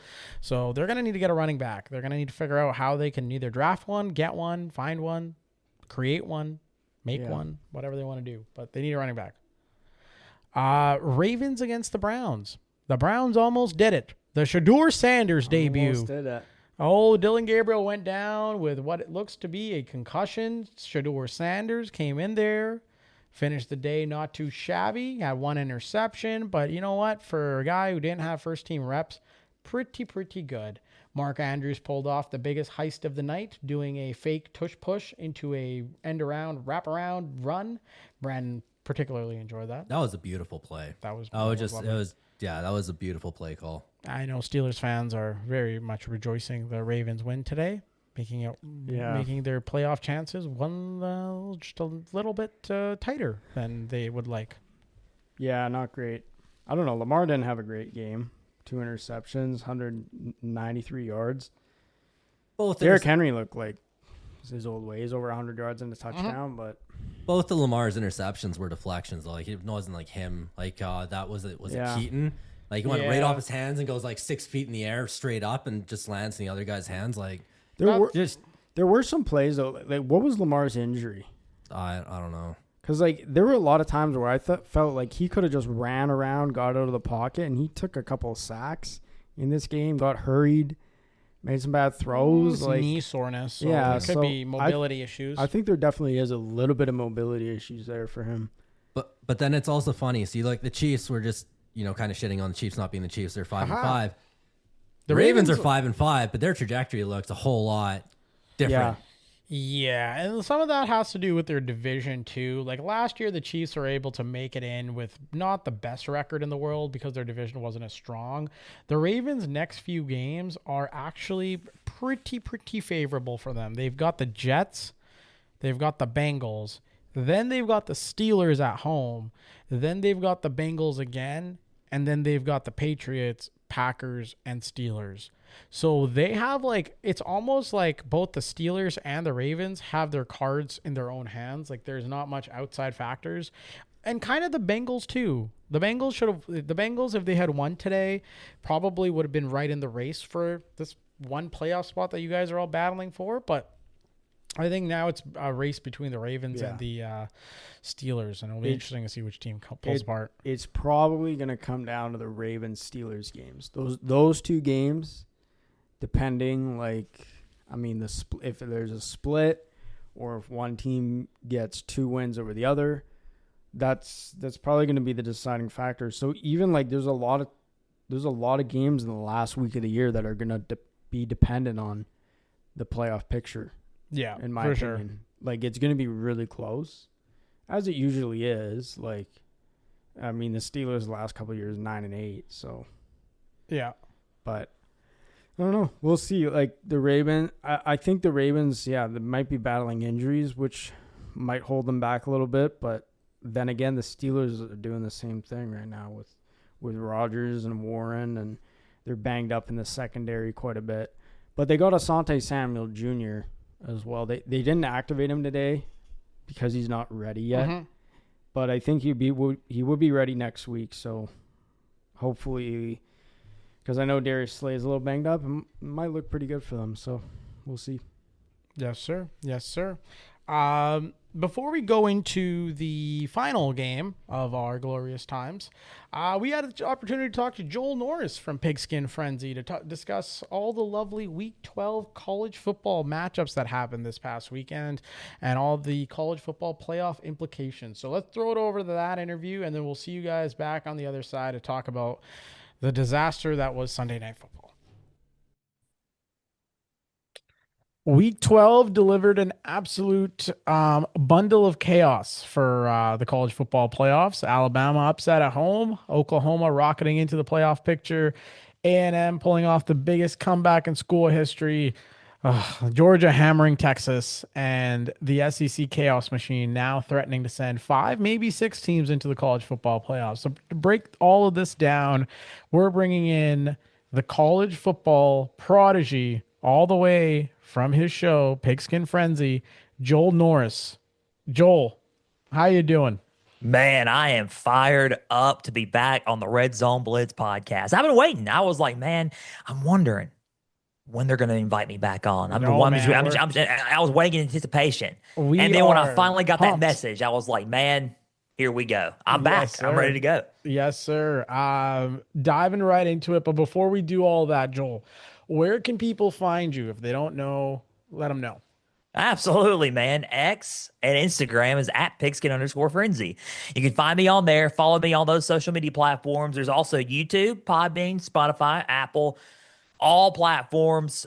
Just type in Pigskin Frenzy. You'll find me. Follow and subscribe on there as well. It's going to be a doozy for Tuesday's episode. We got the Frenzy rankings coming out for Week 13. Week 12 recaps. We also have on Thursday Cole Thompson from SEC Unfiltered back on the show as our Week 13 preview and prediction guest picker on Thursday. So it's gonna be an interesting week this week, man. We're gonna be rocking and rolling. Joel Norris, one of the best voices in college football. Make sure you guys go and follow him if you don't already. Man, I'm gonna tell you what, that's a compliment to me. We've appointed him the college football prodigy as well. So you make sure you follow the college football prodigy on all his platforms. Without taking too much time, Joel, let's dive into it. Week 12 felt like the moment that the college football playoff field blew wide open. What was your single biggest takeaway from the weekend? I think the one big single takeaway that I got was, the one big takeaway that I have multiple, honestly. One, I'm going to sit here and say probably the Alabama-Oklahoma game. I think that was my biggest takeaway, honestly, because one, Alabama's now in a do or die mode, right? They weren't in that before entering this game. Now they're in more of a do or die scenario. Oklahoma went in, beat the black-hooded Kalen DeBoer and the Alabama Crimson Tide.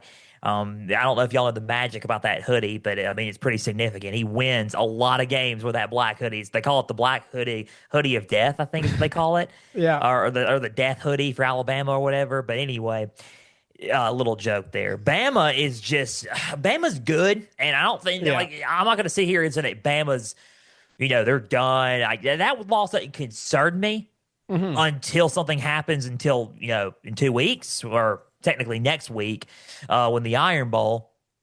But they're in a do or die mode. They can't afford to lose another one. So I think that one kind of got me a little bit. One more, the A&M one. I think Texas A&M coming back, that was tremendous. I mean, and not only that, a lot of people are going to look at it and be like, oh, A&M's this, they're that.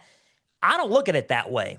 I look at it from a perspective of, okay, usually A&M does a collapse, right, every year. Yeah. Even if they're having a not good season, they still have a collapse and they lose and lose and lose, more games afterwards.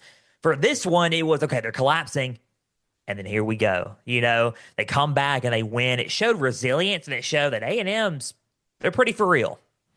No, that's a very good call out on both those games. I think I agree with you. I think those were probably the biggest highlights. In terms of the Oklahoma game, what does that tell you about Oklahoma? And maybe probably a little bit more importantly about Alabama's ceiling. Like, I know you mentioned in a couple weeks is really when we'll begin to find out where exactly Alabama is, and they obviously can't afford many slip ups. But what does that tell you about Oklahoma and Mateer going in there and doing his thing? I think Oklahoma is solid on offense when Mateer is healthy, right? Yeah. I mean, obviously in the Red River rivalry, and this is not like a excuse or anything like that. He wasn't healthy. He wasn't. He wasn't healthy after, like the week after either. He wasn't all that healthy against Ole Miss either. He was healthy, but not too healthy. This is the healthiest he's been probably since maybe the Auburn game. Yeah. I think that when you look at it that way, the offense can hum, they can click when he is healthy. I think the main deal is the defense, dude. When Brent Venables and that defense is just clicking on all cylinders, because they're probably the best defense in the SEC. I really do believe that they can match up well against a lot of teams. Now, do I think they're going to go out? I'm not saying they're going to go out and win the whole thing. I'm not. But they're playing with a do and die mentality. And I said this, when they played Tennessee, I said they need to get better. They need to be more disciplined. Yeah. They need to get it going, and offensively, play call wise and material wise, they need to step up. Yeah, they can still, run the ball a little bit better.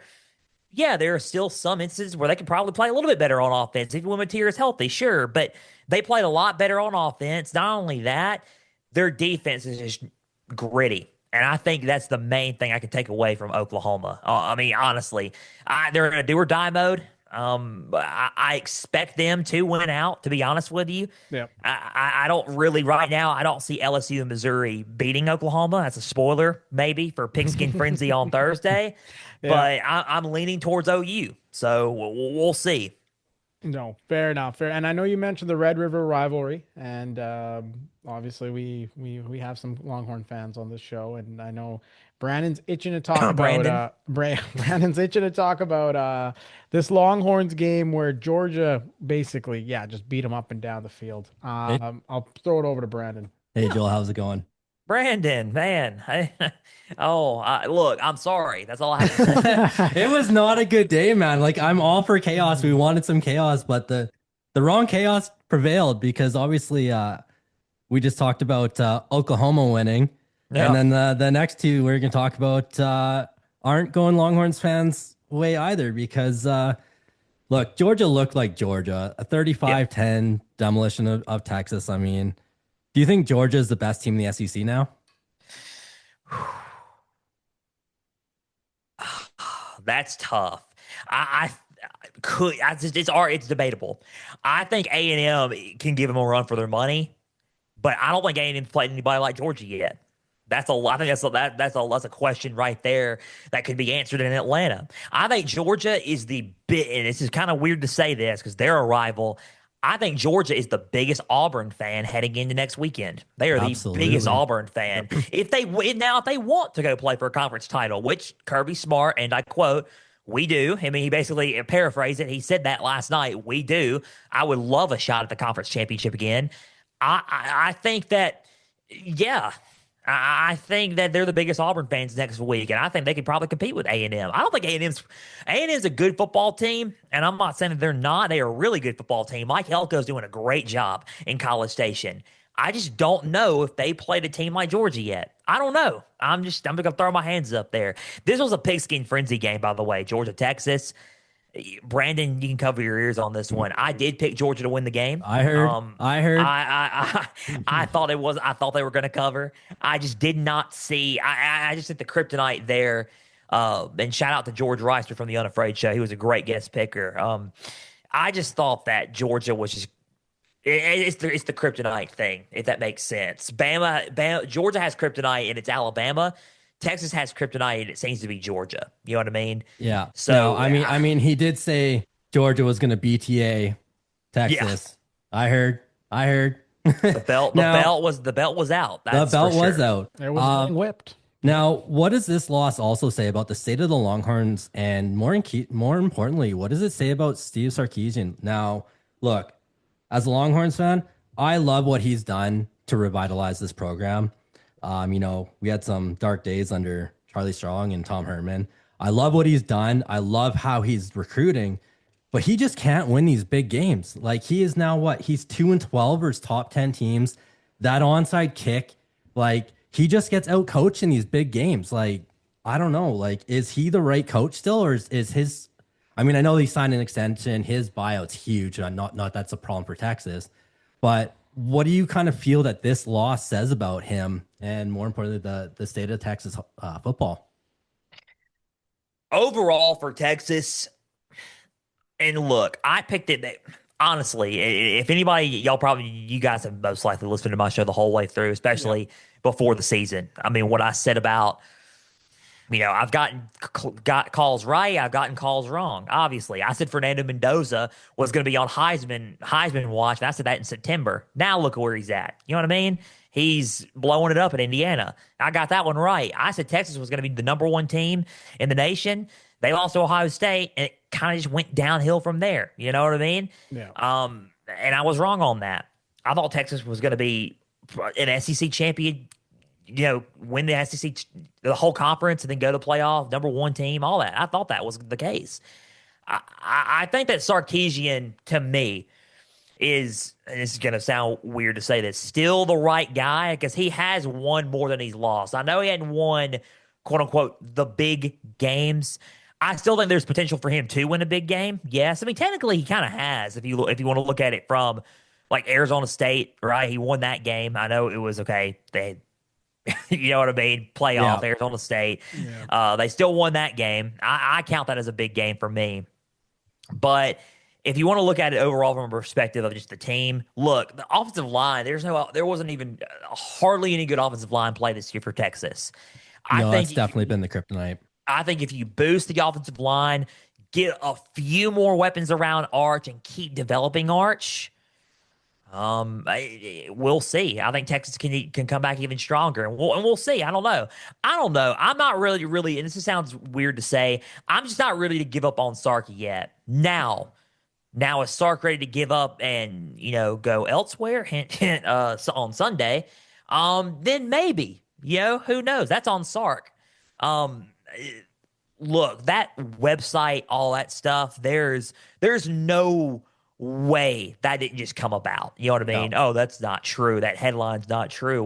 That doesn't have any interest. Then why was it reported? You know what I mean? Like, there's no way that wasn't. It's true. I mean, he's got to have had interest in what's going on Sundays, right? Oh, for sure. So Tennessee, yes. Talk about culture building. The Titans need some culture to be built in Tennessee. I agree with you. I don't think that kind of stuff comes out, Joel. Like, I don't think. How come they didn't have any other rumors of him? Well, how come there wasn't a rumor of him going down to Miami, coaching the Dolphins, or anywhere else? There's specific stuff that comes out, and a lot of people they're always like, "Oh no, this is not accurate." But you must have had a conversation somewhere. Your wife must have talked to somebody at the grocery store about Tennessee real estate. Something must have happened for this report to come out. No one's just writing stuff. Yeah, absolutely. This is like a few weeks back reported, and it really hadn't been mentioned since. But it is still something to keep an eye on. I don't know. He may be at Texas for years to come. I'm not saying that. I'm just saying who knows what's going to happen. But as far as I know, I don't think it's a fireable offense. I mean, they're still a 9-win team. You know what I mean? Yeah. And could there or what I think that's their record, 9-3 right now. That's their record. Yeah. As far as I know, hold on, let me see really quick just to check. They're 7-3. Why did I say 9-3? 7-3. They could be 9-3 if they or a 4-loss team. They could finish 9-3 out. They could finish 9-3 out. Right? Yeah. Thank you for correcting me on that. Yeah, I think that Texas. I don't know. I think this could be quite look as a down year in Sark's run for Texas. Sure, I think they're just going to come back strong. You know what I mean? I agree. I wouldn't count out Arch and all that because look, Arch has played better in the second half of the season. Absolutely. Last night wasn't much on Arch as it was. No, last night was on the wide receivers, man. They couldn't catch a ball. That Ryan Wingo drop on that first drive just set the tone, and they couldn't catch the ball. Drops after drops, and being disciplined. And not only that with penalties, and not only that, and this is going to be tough to hear. Georgia's just out physical Texas. That's all Absolutely. It was. I think Georgia's just there's a lot of teams that cannot match up against Georgia, and I'm going to double down on that on every show that I get on. This one, any show that I get on my own show. Georgia is one of the most physical teams, if not the most physical in college football. Yeah. Now, keeping on the SEC and keeping on the Longhorns' misery, Texas A&M. I mean, they had arguably the wildest win of the year, down 30-3. Teams down by 27 before yesterday were 0-286. You know, they have that cop incident out of the tunnel, and then all of a sudden it just set Texas A&M off. I don't know, South Carolina, that second half couldn't get anything going. Oh man, does this what make you feel when you have law enforcement throwing hits in the tunnel? You scare the other team. But with this game, does it make you feel more confident in Texas A&M, or did this expose the cracks in their game? I mean, I think we have seen cracks in their game throughout the schedule.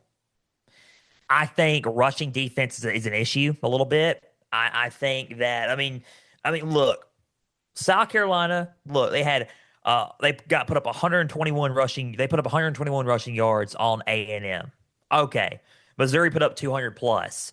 There are multiple teams that are putting up those type of big time numbers total rushing on A&M, right? So for me, I think the rushing defense is a little bit of cracks, but I will say this: I think the resilience from A&M, like for example, if this was a Kevin Sumlin or a Jimbo Fisher type A&M, an A&M that I usually am used to seeing, honestly, I would probably be like, oh, I'm not surprised this is happening because they look good and then all of a sudden they collapse, right? Yeah. But when they battle back like that, it showed me, okay, this is a different A&M team, and they're different. They're different this year. They're going to be in the playoff. Regardless, I think A&M's in, and they should be. What Mike Elko's done is he's done a fantastic job with them. So I believe that A&M, what I saw, kind of boosted my confidence up a little bit. Right now, let me just say this. I can't say anything on the Texas A&M and Texas game yet, because that might be a pigskin game for rivalry weekend or showdown Saturday, as I call it. We'll see. We'll see what happens. But right now, it's looking like A&M could go to Atlanta. And just to add to that, Joel, on the other side of the ball, South Carolina, 1-7 now. They've lost 5 in a row, 4 of them to SEC teams. Is there a bit of panic right now in South Carolina with Coach Shane Beamer? I mean, we all thought starting this year, South Carolina would have been a team to beat, and now they kind of are faltering. What do you think? I remember when I got on here beforehand, and I said, keep an eye on that the South Carolina Virginia Tech game. It could be very telling. I remember saying that on this show. And it was telling because it showed a lot of ooh, well, South Carolina's not really looking as advertised. Yeah. Because I knew it from the very first jump that South Carolina wasn't as advertised. And then it was just going to go downhill from there. This is their fourth offensive coordinator in about 3-4 seasons, I think, is what I've read or what I saw. This is their fourth offensive coordinator change. It's interesting for the development, though. I'm not to cut you off, but no, you're good. The Norris sellers, the ebbs and flows of it, and I really hope that Netflix is behind the scenes for this season. I really want to see how his development has gone through the ups and downs, and like how he was projected to be probably the highest touted quarterback going into the season, and now things have drastically changed. He was in a multiple offense last year. Yeah. And he transitioned to a pro style offense. He is not a pro style quarterback. He's not. Yeah. He's not a pro style quarterback. He is a multiple type run and gun. He's going to run the ball, but he can throw a deep ball more like a run and gun multiple type quarterback. That's what he is. Yeah. And that's what he needs to be on. Like that's the offense he needs to thrive in. So whatever offense that they would love him and the team that would love him, who knows? I'm not saying anything, but as far as like portal and all that talk, I don't know what's going to happen there because I've heard some rumblings about that, but I don't know. We'll see what happens. We'll cross that bridge when we get there. Mm-hmm. But I will say for South Carolina, like Shane Beamer, going back to that, I think this is not now. This is not it yet, but I think it's looking like James Franklin's going to get the Virginia Tech job. But I would have loved to see Shane Beamer go back. And the only reason why I say it is I like Shane Beamer. I'm a big Shane Beamer dude. But I'm going to say this. If he doesn't get it right next year in 2026, then it may be time. Maybe. Right now, no.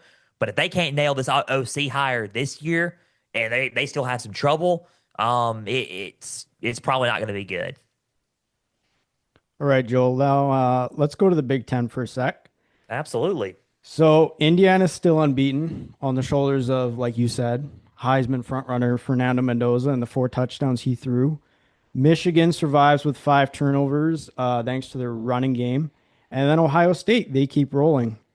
Based off what happened this week, what did Week 12 tell you about what the Big Ten's standings look like heading into rivalry week? A lot of people are going to sit and say, dude, who have they played? Man, don't say this or that. I mean, look, Ohio State's the best team in college football. Yeah. I mean, they are. I mean, and I'm not gonna sit and say you're just, trying to hype them up and, go along with what the media is saying. I'm watching them, Look, it is hard to do what they're doing on a consistent basis. I know it's like, who they play, but you go on the field and do what they're doing. You know what I mean? Yeah. It's hard to go on a consistent basis. They are playing with their food at this point. Now, 2 teams that I think they're going to give them a game. Obviously, Indiana in the Big Ten title game because they're going to go to the Big Ten title game. With 1 loss or undefeated, they will. Now, I think the other game that they need to watch out for is Michigan. As always. Yep. USC and Oregon's going to be telling this weekend, and that is a Pigskin Frenzy game. I'm not going to say who wins, not yet. I can't keep spoiling. You know what I'm saying? I can't. Fair. But I will say this: USC and Oregon's going to be telling, and I'll tell you why. Oregon wins and USC loses. Does anybody know? This is just a question. Does anybody know who's behind USC? No, I don't. Michigan. Oh, it's Michigan. Michigan, yeah. Yeah, it's Michigan. Michigan wins out, including a win against Ohio State. They're in. They've 2-loss been Michigan this year, actually. is in. Yeah, and they might pop they're up sneaking. number 2. Yeah, they're sneaking in. Because, I mean, they're a 2-loss team. And not only that, they had the best win out of everybody in the sport. If they do win against Ohio State, right? Yeah. They would have the best win against everybody in the sport. That's telling. Now, USC would have to lose, which could very well happen Saturday. Now, let's flip-flop. What if Oregon loses? then USC will be like, oh, okay, that increases their chances even more. Because if they win out, they're an at-large team. It hurts Michigan a little bit, maybe, but they're an at-large team because USC has the head-to-head. But it's really telling. It really is. Now, there's just a lot of stuff behind what's going on in the Big Ten, a lot of stuff what's going on behind with USC and everything as well, with Lincoln Riley and the rumblings going on there. Could they get in? Would anybody want to play in the Las Vegas Bowl now? Because A&M and USC both played in the Las Vegas Bowl. Now they're both playing in playoff runs or making playoff runs. Dude, I would want to play in the Las Vegas Bowl if that's the case. If it's going to guarantee me a playoff spot the next year, heck yeah. Yeah, let's go. That's a joke. But seriously, what I'm saying is like it is so much stuff going on. I don't know who's going to win that game, but I think that game right there, a lot of people are going to say, dude, this Week 13 slate's kind of Pay attention. I would still say pay attention. If you're a college football fan, or a spectator, pay attention, because I think that game's going to be telling for the college football playoff. Definitely. It's probably going to be the biggest game next week. Oh, 100%. Yeah. All right, Joel, I know you're a busy man, and it is Sunday, so we got a couple more questions for you. One of my teams that I've watched, so I've watched more college football this year than I probably have ever. Mainly hosting this podcast, also listening to some of your content as well, and that's helped me educate myself on college football. And there's one team, I keep watching them, they keep impressing me, and they keep on trucking along, and they have a sneaky Heisman candidate. That's a linebacker. The Texas Tech Red Raiders and Jacob Rodriguez. Are you surprised at all after they post probably the number one transfer portal class? They built that line, literally the NIL line. Is any of this surprising? Like, how real is the Texas Tech faith? Like, how real should they be? The faithful that cheer for this team on a daily basis, should they get their hopes up? They're dangerous, man. They're scary. They're dangerous. They're dangerous, dude. I think the hype is real, and it should be real. I've watched them play. A big showdown in the Big 12 happened last week. Not this past Saturday, but last week. Yeah. Against BYU. And BYU's the second best team. See what BYU did to TCU the other night? Yeah. Literally just destroyed them. Texas Tech destroyed BYU. BYU didn't have an answer. Texas Tech's dangerous. Now, there's a couple of teams a few teams in the Big 12 that can come back. That top four is interesting because in the top four in the Big 12, you have Texas Tech, BYU, Utah, and then Houston, which I said Houston was going to be a team to watch out for. I didn't think it was going to be this soon with Willie Fritz, but I knew it was going to be coming. But it just, it got pushed a year ahead, right? A year ahead on schedule, I guess. But the Texas Tech mainly, though, is a team where I honestly, to be real, I don't see them losing out. I see them most likely, if I had to look for right now, if the Big 12 title game was today, to me, they would win and they would be in the playoff. I think they're dangerous and honestly could very well go to a quarterfinal game. They're so physical. Then when you talk about Georgia being a physical football team and like punishing opponents, like watching them, like they are scary and mean and they just roll over teams. There's not many teams that stand in their way. There's a lot of there is quite a few games I want to watch against Texas Tech. Like there's some games that I want to see in the field. Like I would love to see Texas Tech play this team. Yeah. There was a lot of talk on Notre Dame and all that. I would love to see Notre Dame and Texas Tech play each other. I think that would be a very fun game to watch. Must watch television. Now, if the season ended today, last question, Joel. If the season ended today, who are your top four teams and who's the first one out? If the season ended today. Yeah. Where everything is, the standings are what they are. I would have to go right now. Top four teams for me, man, are right now A&M, Ohio State, Indiana, and Georgia. Those are the top four. I mean, from what we've seen right now, the way they're playing, how physical, I would say at least Georgia is. And Indiana's playing really good ball as well. Don't get me wrong. Yeah. But I think the way everybody's playing, I think those are the four best teams right now. I mean, no particular order, but I think those four are the best. Now, if you want an order, I would say Ohio State, Indiana, A&M, Georgia. I think those are the four best teams right now, at least if the season ended today. But a lot can change. But right now, those are the four. Awesome. Ladies and gentlemen, he is the college football prodigy stepping in for a Week 12 recap on all things college football. Joel, one more time, where can people find you? Where can they listen to your content if they aren't already following you? Man, absolutely. X and Instagram is at Pigskin_Frenzy. Follow on there. You like each page, like the posts and takes that I have. I live tweet. I go on rants sometimes. I go off on X and Instagram, man. Just keep posting on there. Keep plugging into the show on there as well. Yeah. The website. There's pigskinfrenzy.weebly.com. There's there's Podbean, Apple, YouTube. I mean, you can follow me and subscribe to me on all those channels as well. Dude, just keep on plugging in, man. Pigskin's getting bigger and bigger. So, I mean, just keep on going. One more question for you, Joel, because the Red Zone Blitz does love us some American Thanksgiving, especially with football in the mix. Absolutely. You got a favorite dish for Thanksgiving? Got a favorite dish for Thanksgiving. Let me think about this. Dude, I'm going to be real. There's nothing like homemade macaroni and cheese. I know that sounds like I'm off the kids menu here. No, but I'm going to tell you what, dude. I'm going to tell you what. I mean, ham and turkey's great. There's a lot of stuff that's good. I'm going to be real, dude. Rolls, there's nothing like a roll. I love eating rolls. Rolls are one of my favorites. It's probably why I need to lose the weight that I need to lose, because of rolls.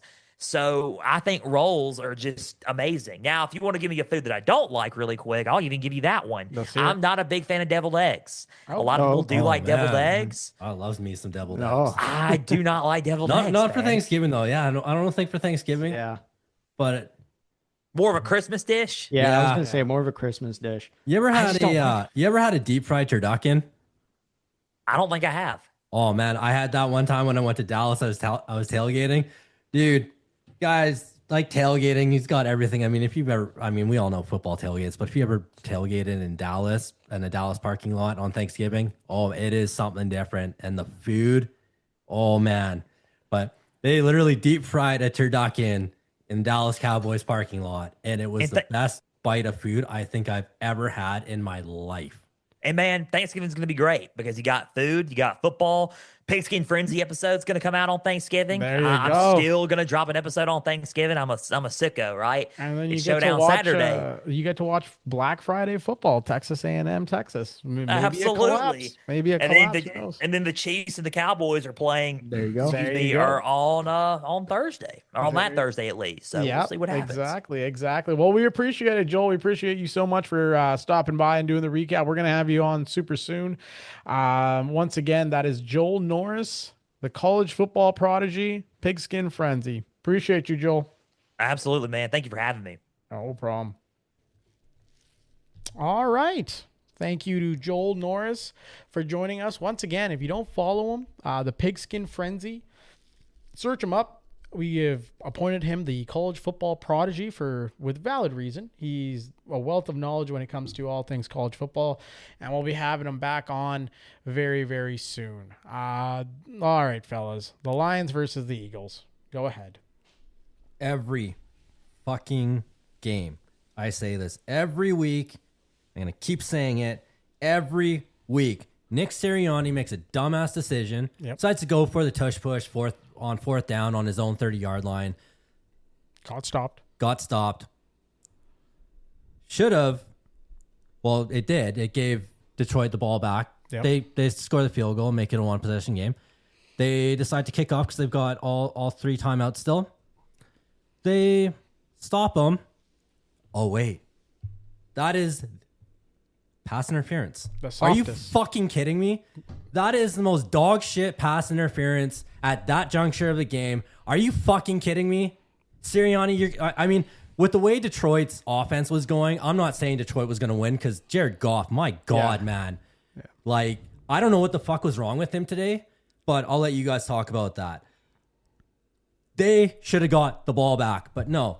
They get, once again, bailed out. Again. Every fucking week. I fucking hate it. It's the Philadelphia Eagles. They're becoming the new Kansas City Chiefs. every fucking time they're going to get that call. It's bullshit. Yeah. Well, you know what? But the NFL, just like these teams are playing to get into the playoffs, the NFL is going to look at these refs, and if they're making dog shit calls, they're not going to get the big games in the playoffs. So, but who the fuck knows? Like, the way the NFL has been the last couple of years, there's been some dog shit calls in the playoffs. I don't know, last couple of years. With the amount of money that's being put on games, props, everything, like, with like everything that is going on, in terms of how much this is actually, like, how much of a business this is. We can't have games being decided by calls like that. That's like, and like, as a ref, garbage. You know exactly what a first down will do. It'll ice the game. You know exactly, if I throw this flag and give this penalty, that's it. That's the game. And I think, like, if you had not thrown the flag, the guy would have bitched and complained to you a bit. Like, A.J. Brown probably would have looked at you with his hands up in the air, basically being like, oh no, what the fuck, man, it was miscall. But like, that's it. That would have been the extent.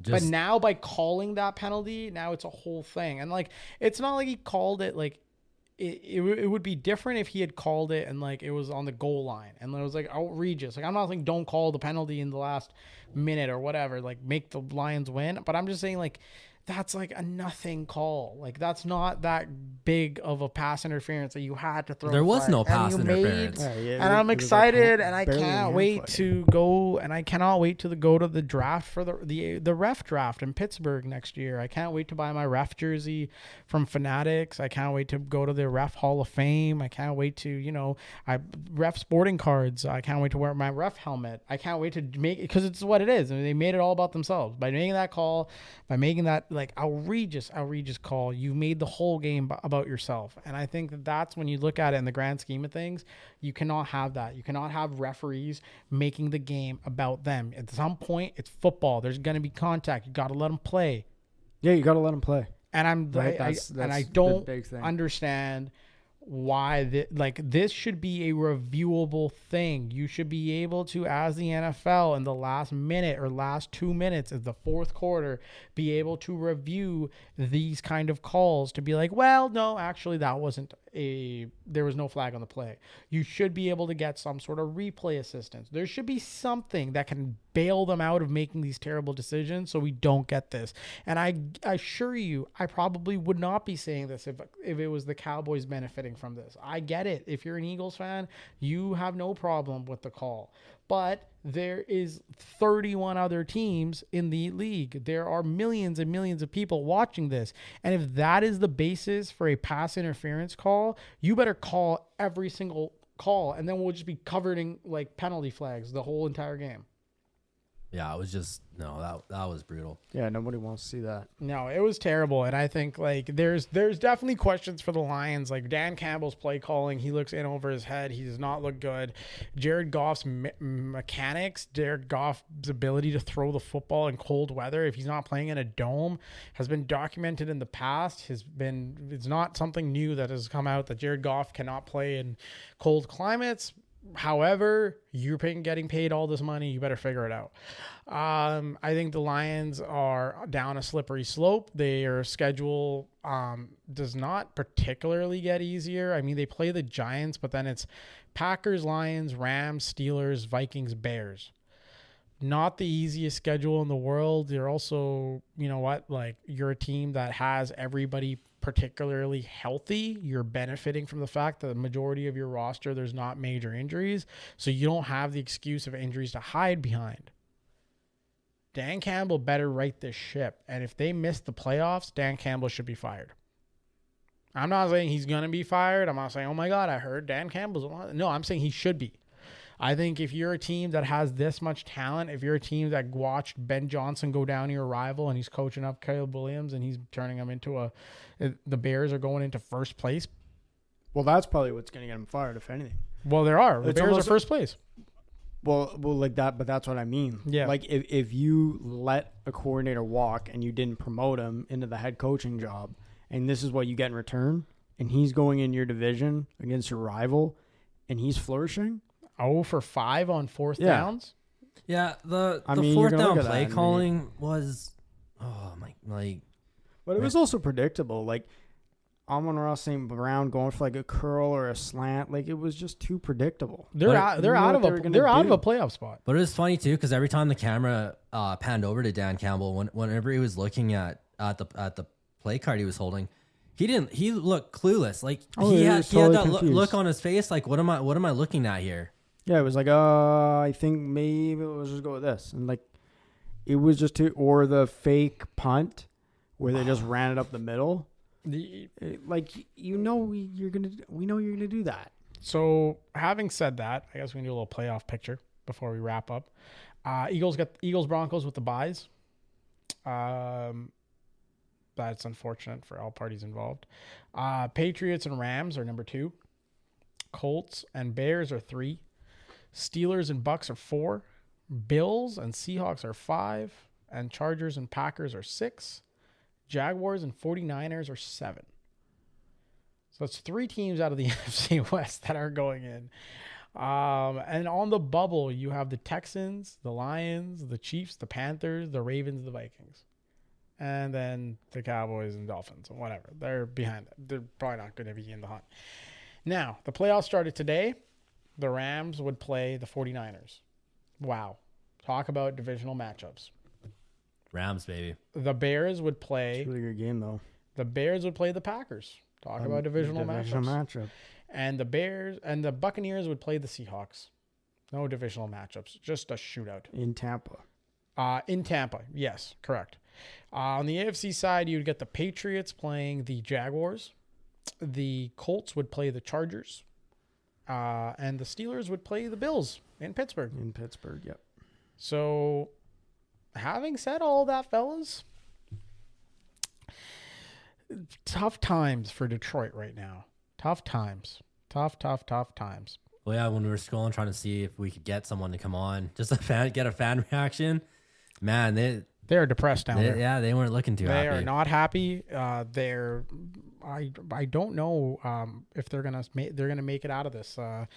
They look awfully depressed in Detroit. Rightfully so, though. Rightfully so. This is what happens when your team has expectations, guys. Welcome to the club. Welcome to the expectations club. Now you get to feel pressure. I guess this is this is a good thing, I guess, because for years they were mediocre. Nobody was cared about them. Their season was done by October. Now they get to ride the waves, and this is a part of it. This is a part of being one of those good teams. Any final takeaways, fellas, from week 11? Well, we got big game tomorrow night, so we better fucking win that. If the Cowboys lose to the Raiders, Brandon, I am going to just be depressed. We're never gonna hear the fucking end of it. We would lose to the Raiders. All those people that spent all that money to go down to Vegas, do the whole thing, and paint it Cowboy blue. No. Cowboys are going to win tomorrow. It's going to be, do it for Marshawn. They're going to win. It's going to be good. Things are going to be all right. DeMarion Overshawn back in. And Rebel's back in. It's going to be good. It's going to be great. I have positive affirmations. Yeah. I just want to see a good primetime game. Let's Please. go. Well, you want to see the Cowboys defense annihilate for your own selfish gains. My fantasy hopes are probably in the shitter. Oh, dear. Anyways. Well, fellas, sorry, not fellas, but to the general public, Jacoby Brissett's grandchild. If you guys don't follow us already, follow us to Red Zone Blitz Podcast. Also, you can find us on X, Instagram, TikTok, Red Zone Blitz Pod. You can write to us, redzoneblitzpodcast@gmail.com. Once again, thank you to Joel Norris, Pigskin Frenzy, Seth Irskens, Colts Super Fan for joining us this week. We'll be back with a preview episode soon. Until then, enjoy the football, fellas. Stay dry, stay safe, and we'll see you on the other side. Later. Peace.